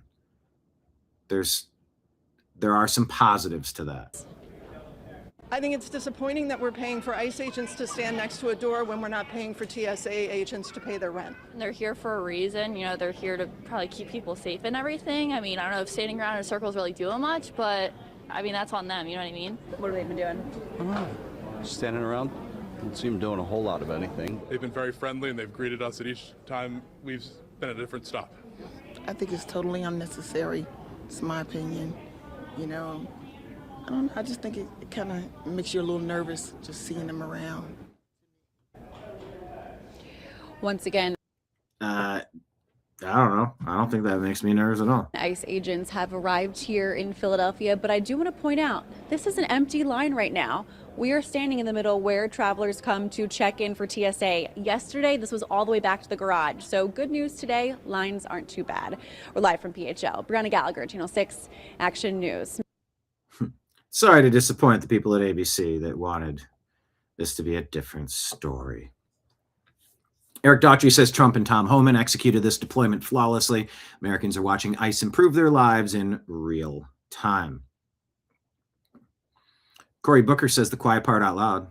Trump's usual bluster. He has again made this grand statement. I'm not going to sign any bill that comes to me unless the SAVE Act comes to me first. The SAVE Act is a massive voter suppression bill. No, it's not, you weirdo. Pearl Jam. Oh, the Save America Act is massive voter suppression. Sign our petition. Hey, Pearl Jam. Is it music fan suppression to require valid ticket to enter your concerts? Is it drinker suppression to require that venues identify the 21-year age drinking requirement to purchase said beverage at those same facilities? Or is it just common sense, Pearl Jam? It's common sense. But Pearl Jam's out there pushing the Cory Booker theory that certification and validation, confirmation of eligibility, somehow means suppression. It doesn't. Never has, never will. It's an awful argument. Look at the big eyes on Cory. That would make it very difficult for millions of Americans, especially women who have changed their name. They're going to repeat these awful arguments. He thinks women are too stupid to get documents. Any woman who's been married knows you go through a process of getting a new identification. You verify who you are. You change your credit cards. You change your driver's license. You go through the process. Whatever the process is, Cory Booker and the Democrats think women are too stupid to do that. I disagree. Name on their birth certificate no longer matches the name on their real ID or driver's license. Yeah, we're well aware that people get married, you goober. It would cause chaos to vote.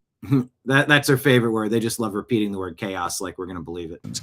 It would cause chaos to voting and chaos to voting. That doesn't make sense. And chaos. Chaos to voting and really shrink the voting rolls 5 or 10%. Shrink the voting rolls 5 to 10%. Bingo. That's the game right there. Democrats gave it away. Really shrink the voting rolls 5 or 10%. How much corruption is in the system right now that the Democrats have been getting away with? Given the effect it would have. I was talking to a retired, very moderate senator. Their retort would be, no, we're saying that all the married people that are too dumb, you know, the women who are too dumb to get their documents after getting married and changing their last name.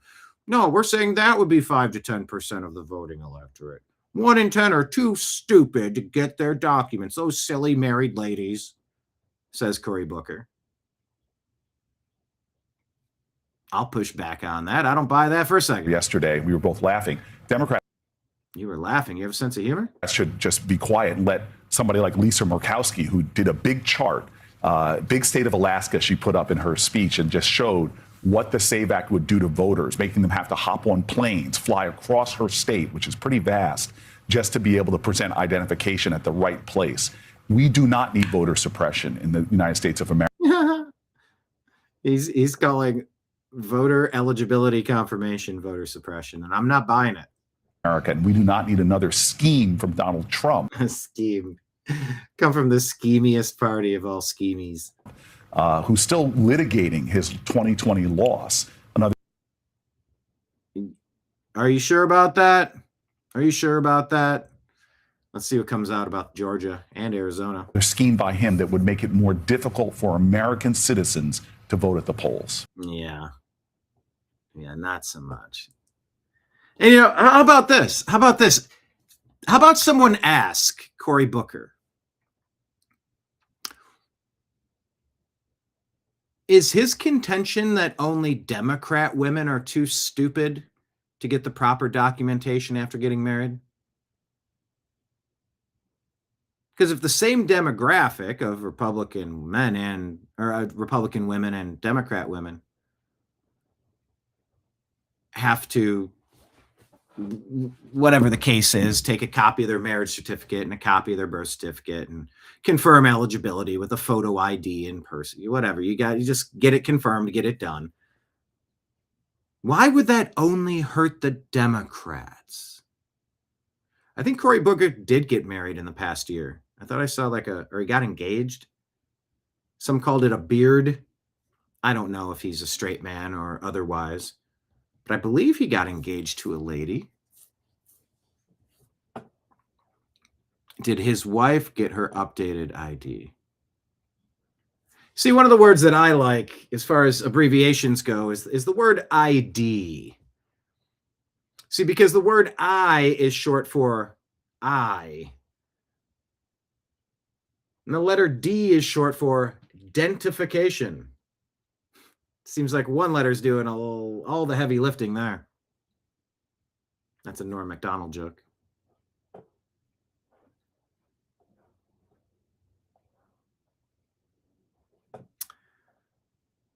Another sanctuary horror in Colorado. An illegal alien, Jorge Alberto Campos, art an 11-year-old child, got convicted on all 5 counts of SA on a child. And then Colorado's soft on crime system released him on bail before sentencing.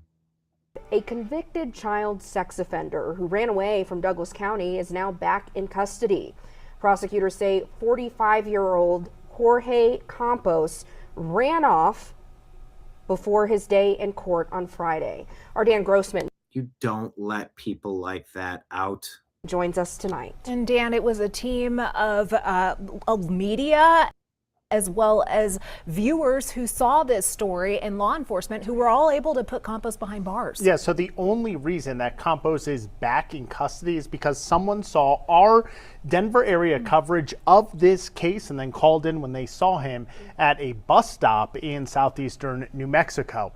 So that is when authorities showed up and they arrested Campos at an Allsup gas station. It is in a tiny town around 20 minutes from the Mexico border.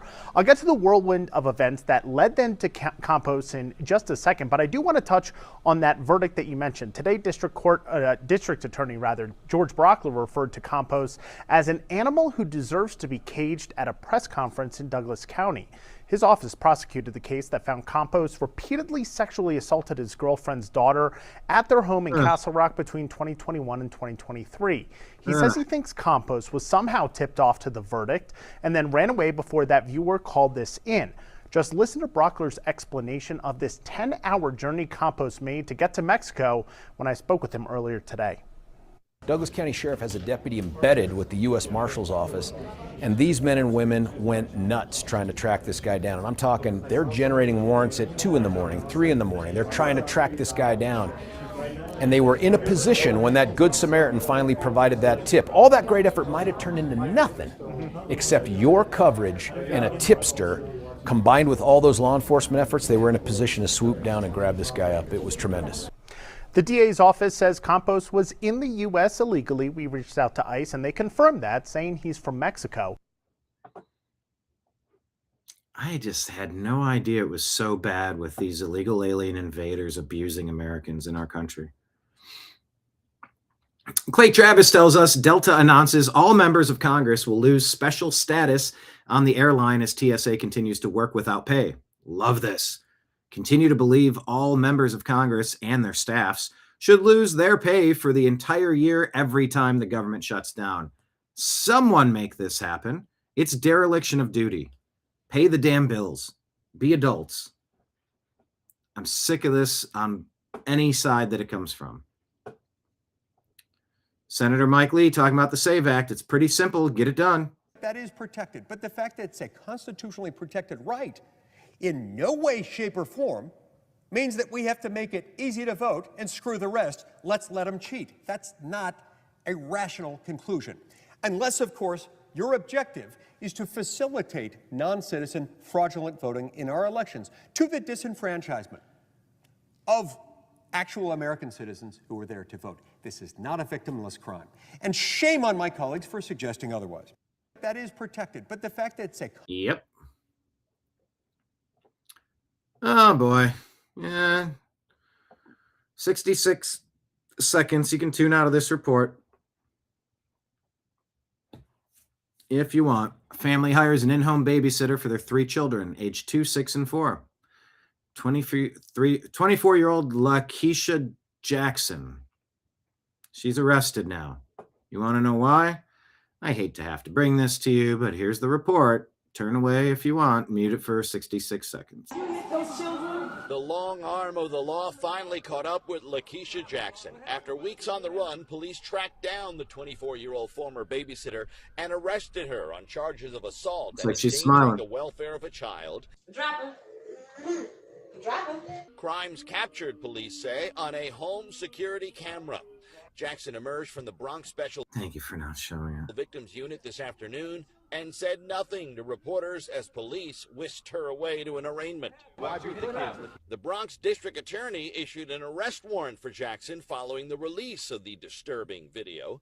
Investigators say the video shows Jackson using a belt to beat 3 children under her care, ages 2, 4, and 6. A Nest camera inside the family apartment captured what happened in early May. A notice of claim filed by the family alleges the babysitter struck the children 58 times. The family also claims Jackson slammed one child into a bed and struck another with a hanger. That's your daily reminder. Be very careful with turning your kids over to anyone, the wrong schools or the wrong babysitters.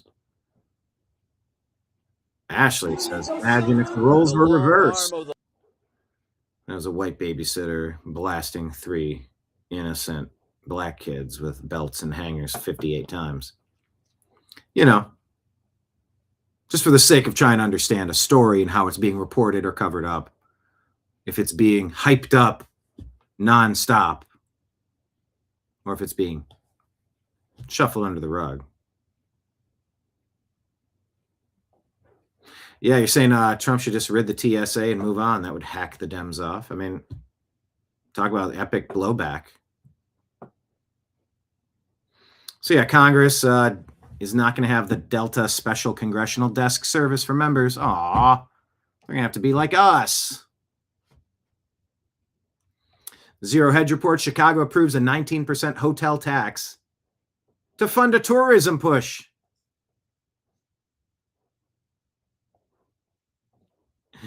Raphael says, hang on, Chicago wants to attract more tourists.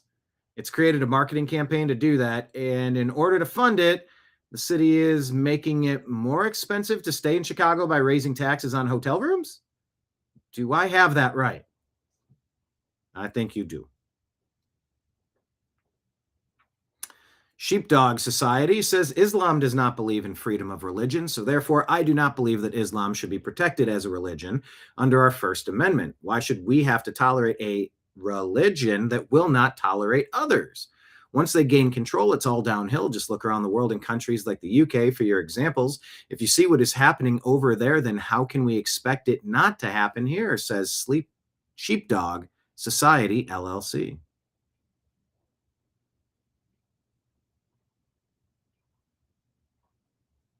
Katie says Islam does not believe in freedom of religion, but the Quran specifically allows it. Lists a couple of verses. And they retort, why do you K Hindus and Buddhists? Wide Awake says Islam is a theocracy by definition, not a religion. It can and should be banned entirely from the U.S. Freedom of religion protects us from Islam, not Islam from our laws.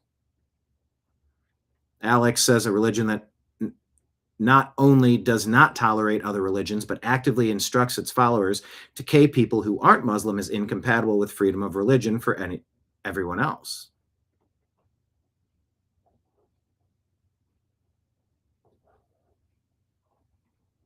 So what say you?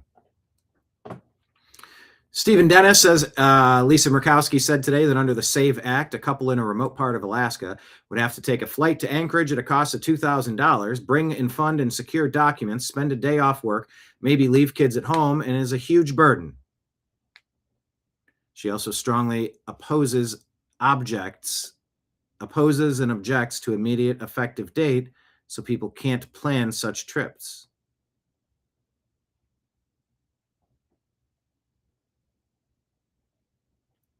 The bill requires they present their docs in person to an election official.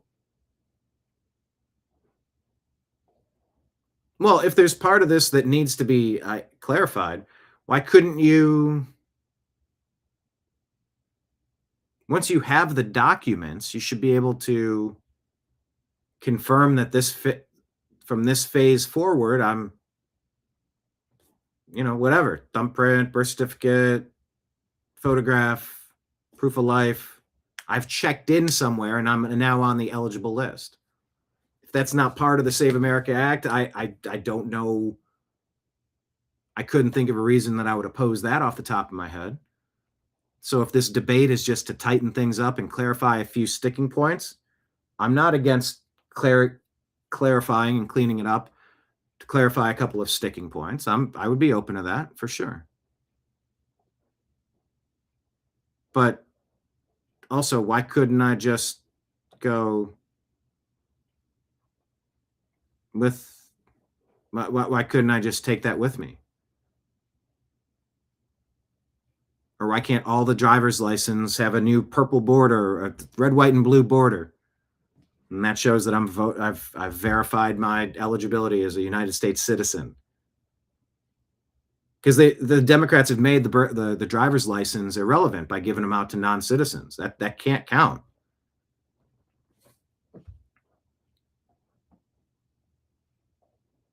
Supreme Court hints it'll strike down laws allowing mail-in ballots to be counted after Election Day.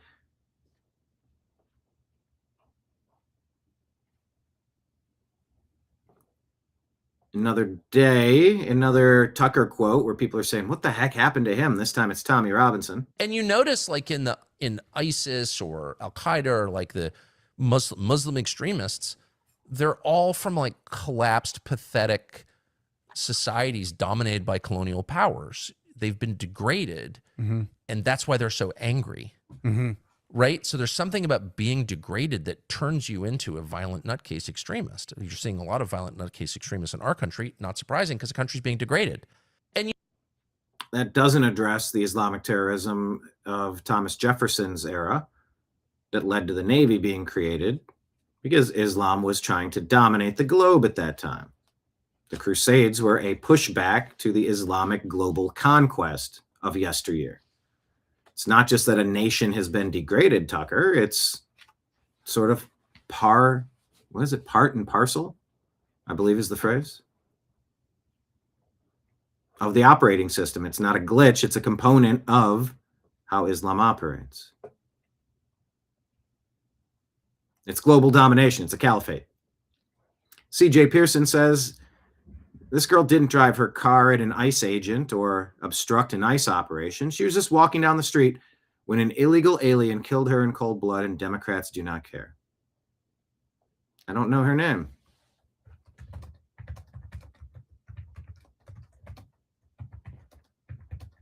What is her name? What city did this happen? Link to an X article. It looks like Chicago, maybe. Daniel DiMartino posted this. Javier Malay on Instagram put this out. It says, are you vegan? Oh, I'm sorry, wait. At the top, it says, I don't drink milk nor eat meat, chicken or eggs. The reporter says, are you vegan? He says, no, Cuban. No milk, meat, chicken or eggs. I'm Cuban. I'm rooting for Cuba to turn things around. President Trump posted this. When did this get posted? March 23rd. Questions grow as Lieutenant Michael Byrd, who shot Ashley Babbitt on January 6, operates a taxpayer-funded home daycare as $190 million in federal child care funds flow to Maryland. All right, then.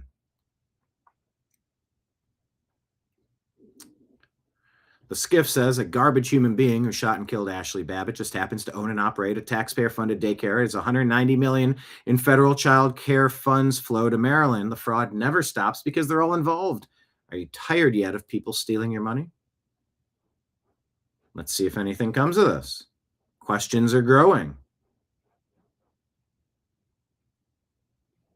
It's not like he's getting $190 million, but still. Visegrad 24 says,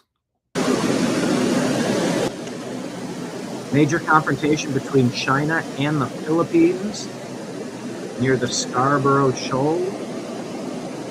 Philippine Coast Guard, PCG, and Bureau of Fisheries and Aquatic Resources deployed 2 PCG vessels and 5 fishery patrol vessels to the shoal after Chinese Coast Guard vessels started harassing more than 20 Filipino fishing boats in the exclusive economic zone of the Philippines. Filipino Maritime Domain Awareness flight over the area documented 6 China Coast Guard vessels 20 China Maritime Militia CCM vessels, and 1 People's Liberation Army Navy, PLA Navy, warship carrying out offensive activities in the area. Keep your eyes peeled on the Chinese waters, the Filipino waters.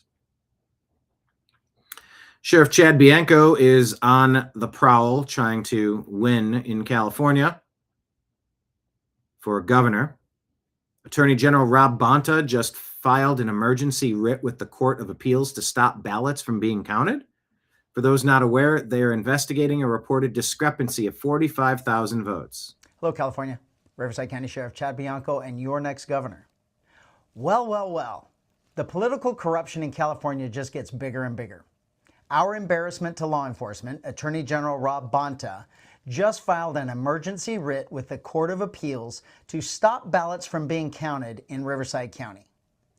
For those not aware, we are conducting an investigation into an alleged and potential 45,000 extra votes counted than the number of ballots cast in the November 2025 special election.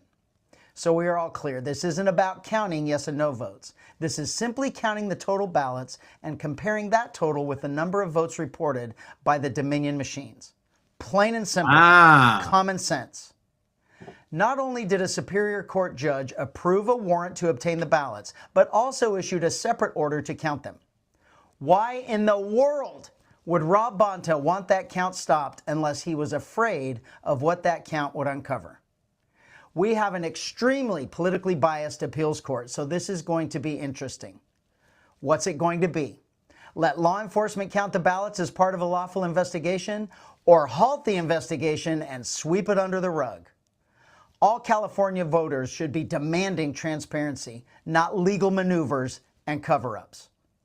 Stay tuned.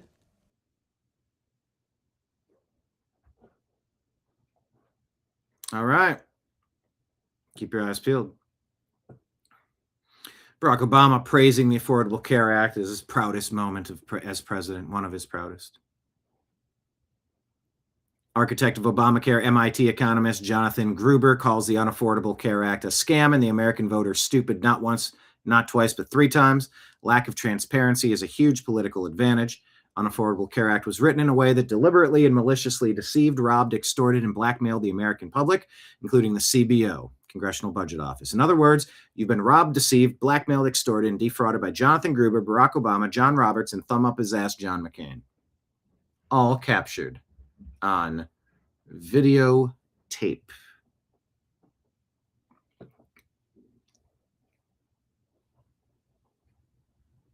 Socialist elected new mayor of Paris.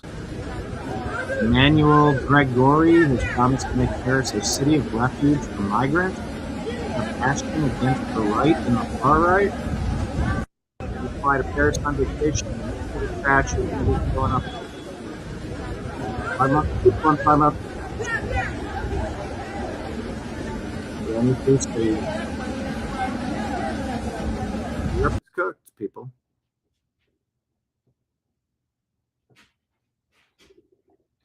Democrat Senator Chris Murphy lets it slip again. Just let the Democrats start talking. All these words are going to be used against them in the court of public opinion. Who are they most concerned about in the midterms and in day-to-day government? The negotiation didn't have a path to citizenship. It was entirely on their terms in order to get Ukraine funding, right? Well, I mean, Chris, that's been a failed play for 20 years. So right. You are right that has been the Democratic strategy for 30 years, maybe. And it has failed to deliver for the people we care about most, the undocumented Americans that are in this country. We care about most, the undocumented Americans that are in this country. It has failed to deliver for the people we care about most, the undocumented Americans that are in this country. The people we care about most, the undocumented people in this country. We care about Americans the most. Democrats hate you, America. They want to steal your money and steal your democracy to flood America with others. They want Marxism to replace our way of life. Retire every Democrat everywhere. Andy No reports a Pakistani man who owns a clinical laboratory in Oregon has been federally charged with healthcare fraud. Janagir Ali, 34, allegedly fraudulently obtained $28 million submitting fake claims to Medicare Advantage plans for services never rendered. Across the U.S., foreign nationals and immigrants from failed states defraud American taxpayers. Leftists and Democrats deny the fraud is happening, often arguing that it's racist to admit the truth.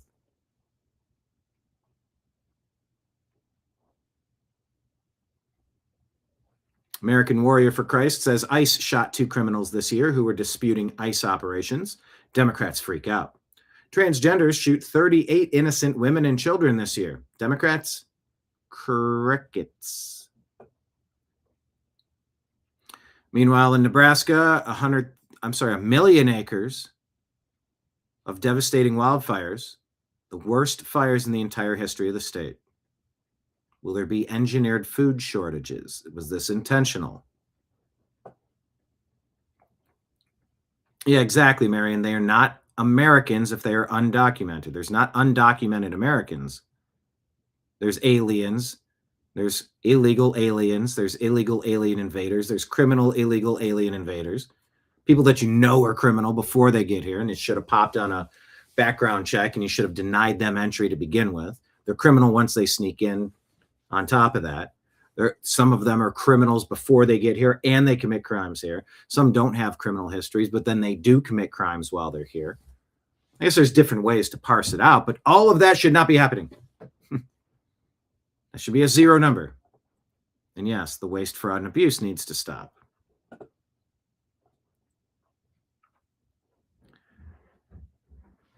What is this? LifeSite reports that Canada is turning its assisted suicide regime into an organ donation supply chain.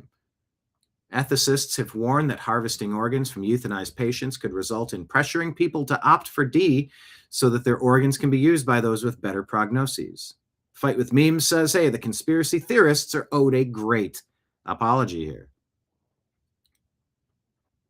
DOJ guts the office that helps indigent immigrants obtain affordable legal aid, sources say. Captive Dreamer says, yeah, the administration quietly chalking up some very big wins on the immigration front, this time going after the lawyers that counsel the illegal alien invaders how to manipulate the law. Newsmax tells you that 26 years ago in 2000, there were fewer than 500,000 Muslims living in Europe. Currently, there are 50 million Muslims living in Europe. This isn't replacement theory, says Isaac. It's replacement.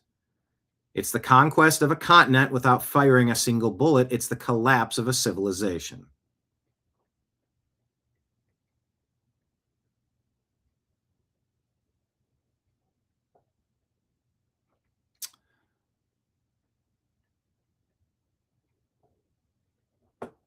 Norm Eisen's brainwashed sidekick, Jennifer Rubin, says the truth out loud. We are in favor of regime change here at home.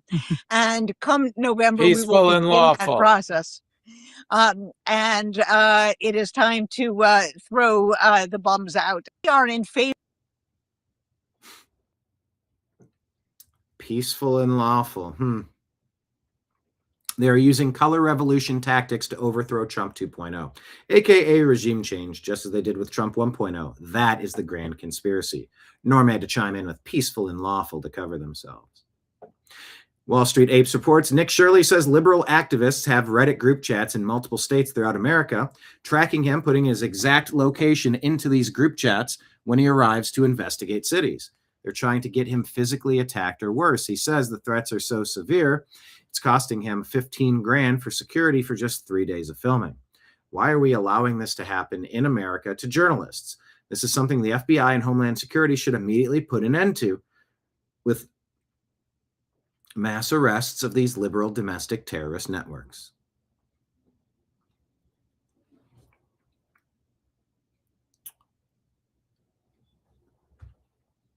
What is this story? While Trump fights to lower drug costs with Trump RX, Tennessee wants to drive prescription prices up. SB 2040 Tennessee Republicans are about to sabotage Trump's signature Trump RX program by forcing 134 CVS pharmacies to close across the state. Keep your eyes peeled on that. Governor Ken Stitt in Oklahoma set to appoint energy executive Alan Armstrong to fill Markwayne Mullen's Senate seat. Armstrong donated to Adam Kinzinger after he voted to impeach President Trump and joined the J6 witch hunt committee. Why doesn't President Trump veto these rhino picks? Okay, that seems like that should be stopped immediately. Alice Smith says they're not progressives, they're Marxists. They're not liberals, they're Marxists. They're not Democrats, they're Marxists. They're not working class, they are Marxists. They're not free thinkers, they are Marxists. Tammy Duckworth claims under the SAVE Act you cannot use your driver's license to register to vote. Republicans want you to buy a passport instead if you can afford one. It's a modern-day poll tax. Mike Lee says this is a lie. Read the damn bill. The text beginning on page 12, line 22, makes abundantly clear that what you're saying is not true. Why can't Senate Democrats argue against this bill without lying? USA News reporting Judge Richard Hirsch is a tiny man with big power. Today, he let a black teenager go home from jail. That's the kid who held down a 12-year-old girl and shoved rocks in her mouth to stop her from screaming while he and his friend did awful things.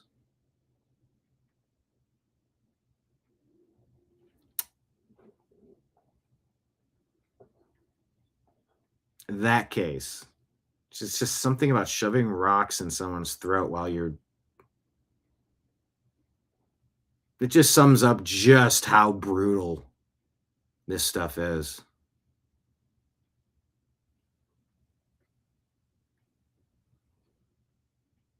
It should be the ultimate penalty for something like that.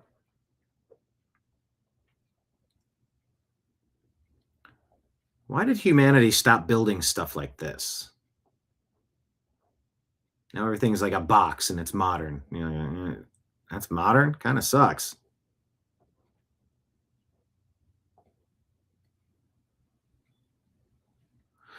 Culture Explorer says we didn't lose the ability, we lost the reason. Buildings like this were not designed to impress people. They were built to orient the soul. Every arch, every pane of light, every inch of stone pointed beyond the builder himself.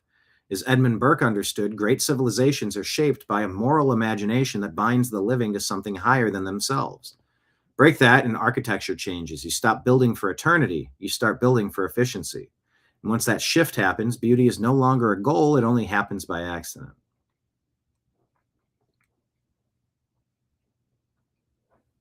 Elon Musk has offered to pay the salaries of TSA personnel during this funded impasse that is negatively affecting the lives of so many Americans at airports throughout the country. Mike Lee says it's amazing, but David Blizzard says, is this you? TSA constantly subjects law-abiding Americans to warrantless searches and seizures, all without probable cause or even reasonable suspicion. These encounters are neither consensual nor constitutional. Passenger screening should be performed by airports and airlines, not the government.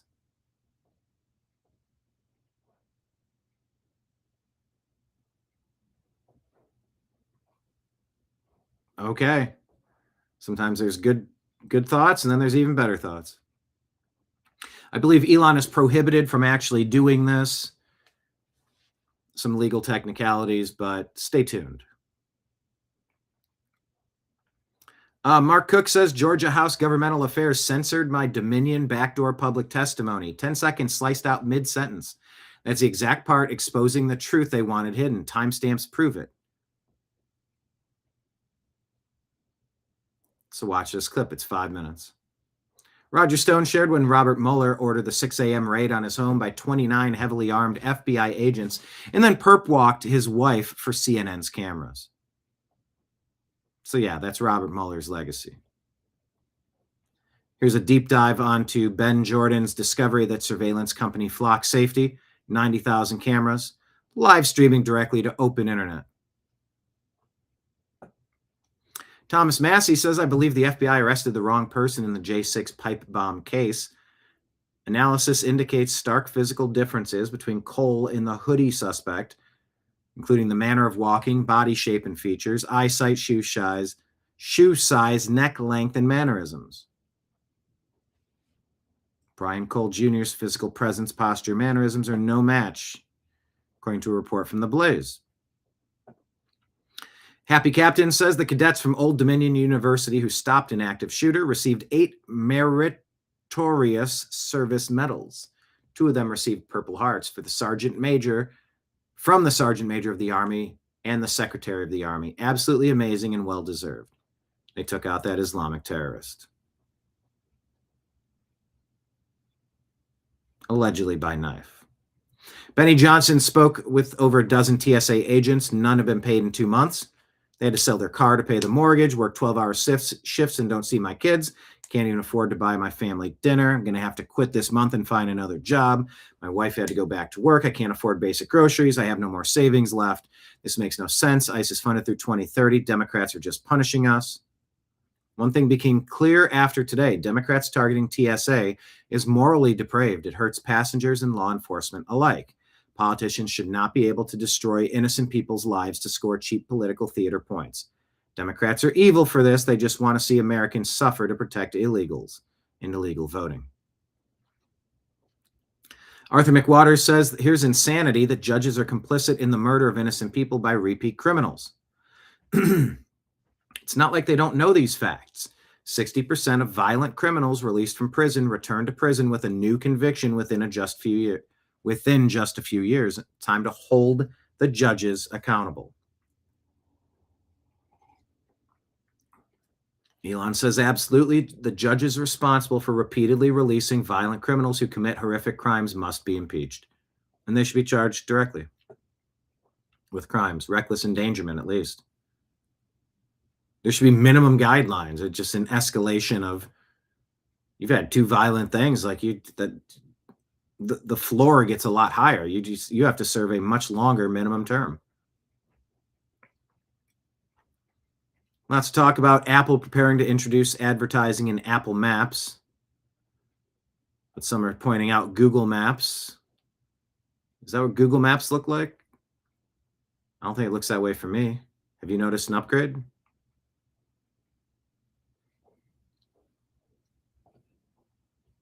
Apple Maps turnaround is impressive. iPhone started with Google Maps. Broke up after Google withheld voice-guided navigation, which was a competitive advantage for Android. In 2012, they started using TomTom data, but sucked so bad Tim Cook apologized.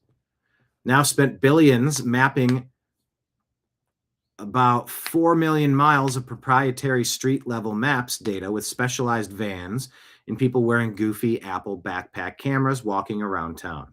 Google probably makes 15 to 20 billion on advertising in maps. Apple's services revenue is $100 billion in 2025, and Maps ads push the services narrative, especially as Apple slowly forced to reduce App Store fees.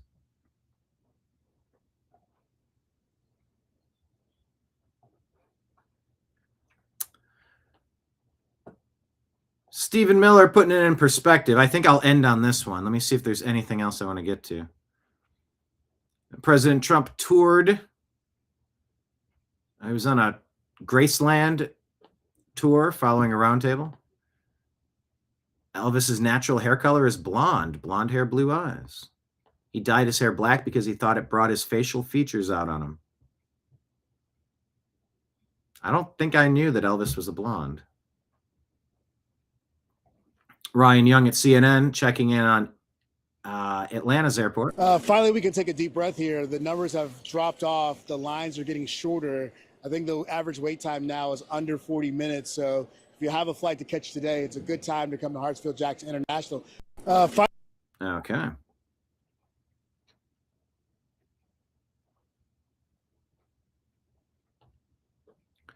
Peter Sweden says a Denmark poll says 54.5% of Danish people believe Islam is incompatible with Danish values.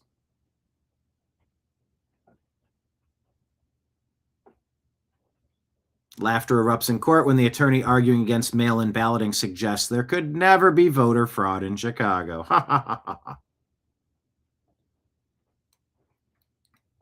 All right, let's see if anything is trending that I didn't get to. Where's trending? Where do I find that? Let me go home. There we go. Senate Judiciary digging into Arctic frost, making files prohibited, making Watergate look like child's play. Accountability is not optional. These people must be held accountable, says Nick Sorter. They illegally wiretapped Trump's campaign manager, Susie Wiles, during a privileged call with her lawyer. The lawyer never consented. The FBI hid the recording by calling it prohibited. Lee's verdict is simple and alarming. This abuse dwarfs Watergate because it weaponized official government power against the leading opposition candidate. Pure election interference exposed.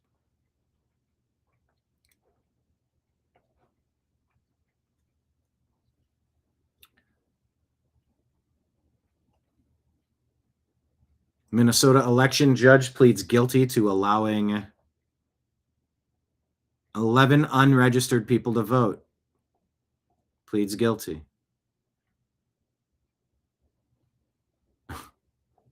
Yeah, we're cleaning this election up.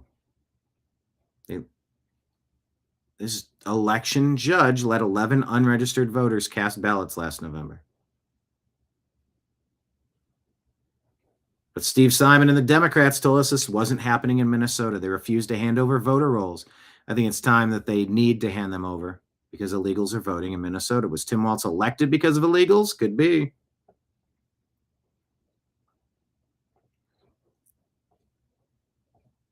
Could be.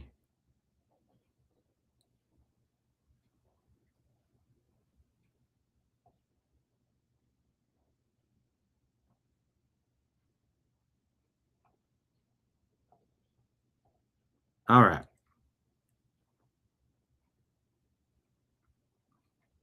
Mike Davis. All right, two more stories. Miles Taylor admits to having secret discussions with foreign governments, which are undermining the commander-in-chief during an ongoing military conflict?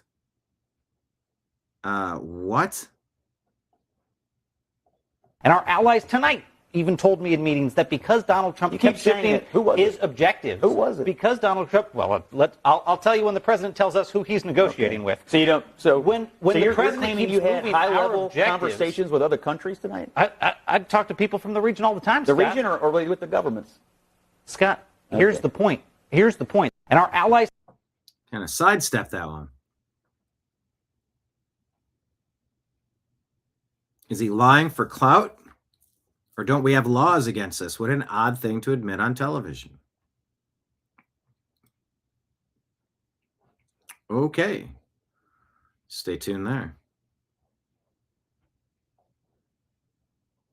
All right. Where's my final story? Oh, I had one more I wanted to get to. Stephen Miller. Man, we packed a lot of news in today. Oh, Stephen Miller, I went back to, didn't I? Here it is. We'll end on this, your moment of Zen. In front of a packed crowd, round table in Memphis, Tennessee. All right, this was around the time he went to tour Graceland, it seems. Pam Bondi, DEA evidence. Okay, it's a photo op. Determination. But here's Stephen Miller doing Stephen Miller things. Determination has achieved something that if you had predicted it 15 months ago, people would have said it was impossible. If you had said 15 months ago that we would achieve the lowest national murder rate, not in 5 years or 10 years or 15 or 20 or 30 or 40, but in 125 years, nobody would have believed it possible. And President Trump did exactly that, and it is a miracle.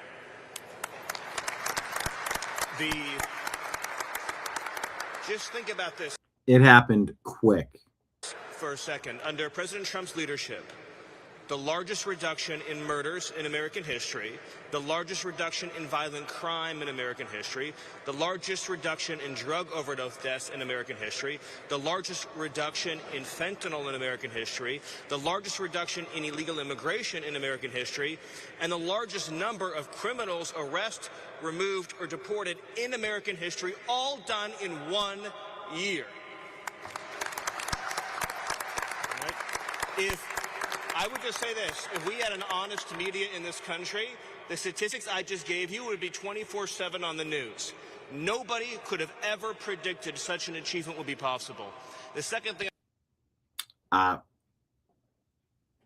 So let's not get all doom and gloom.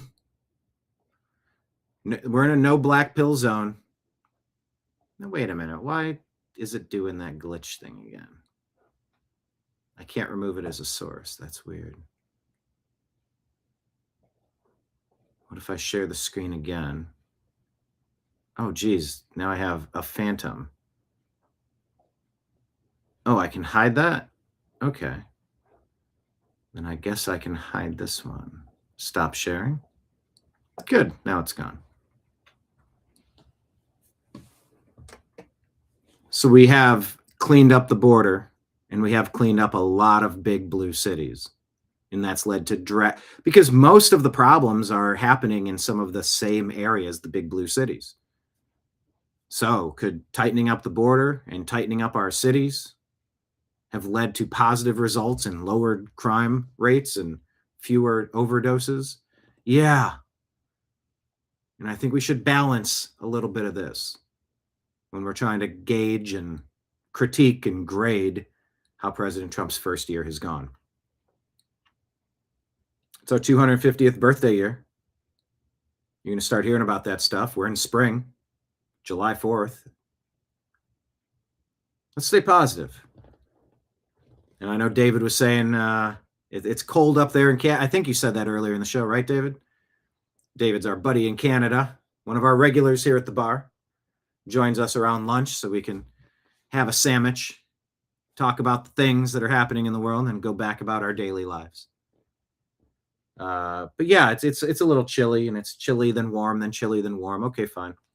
But it is time to get outside. So let's get outside and let's get some fresh air, get some sunlight, get some of these tasks and chores completed, and let's prepare ourselves for a fantastic spring, a fantastic summer. Got to be balanced.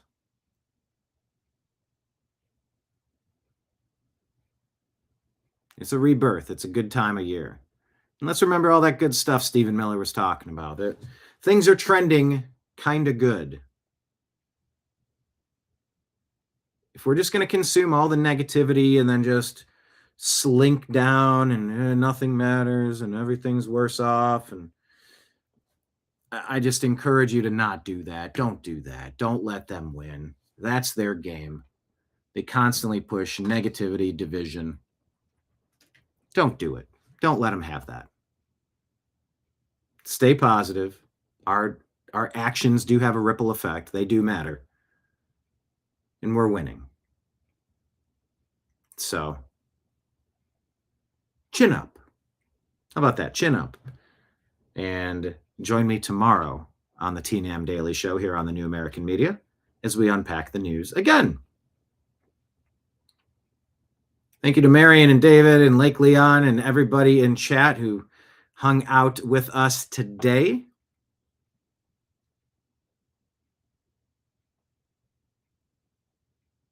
And we'll see you tomorrow. Invite your friends.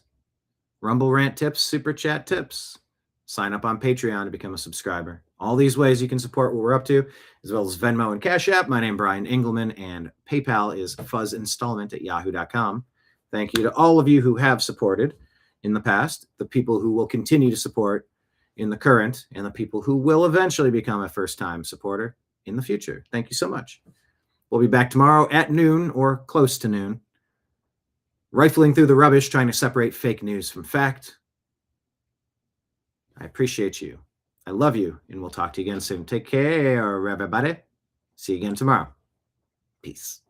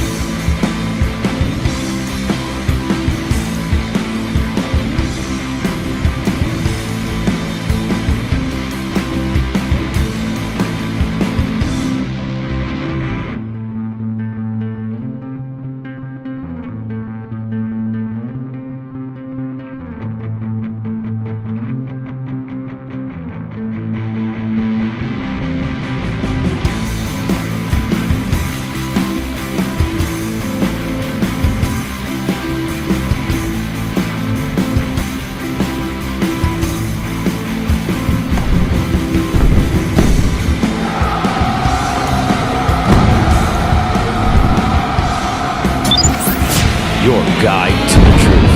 TheNewAmericanMedia.com.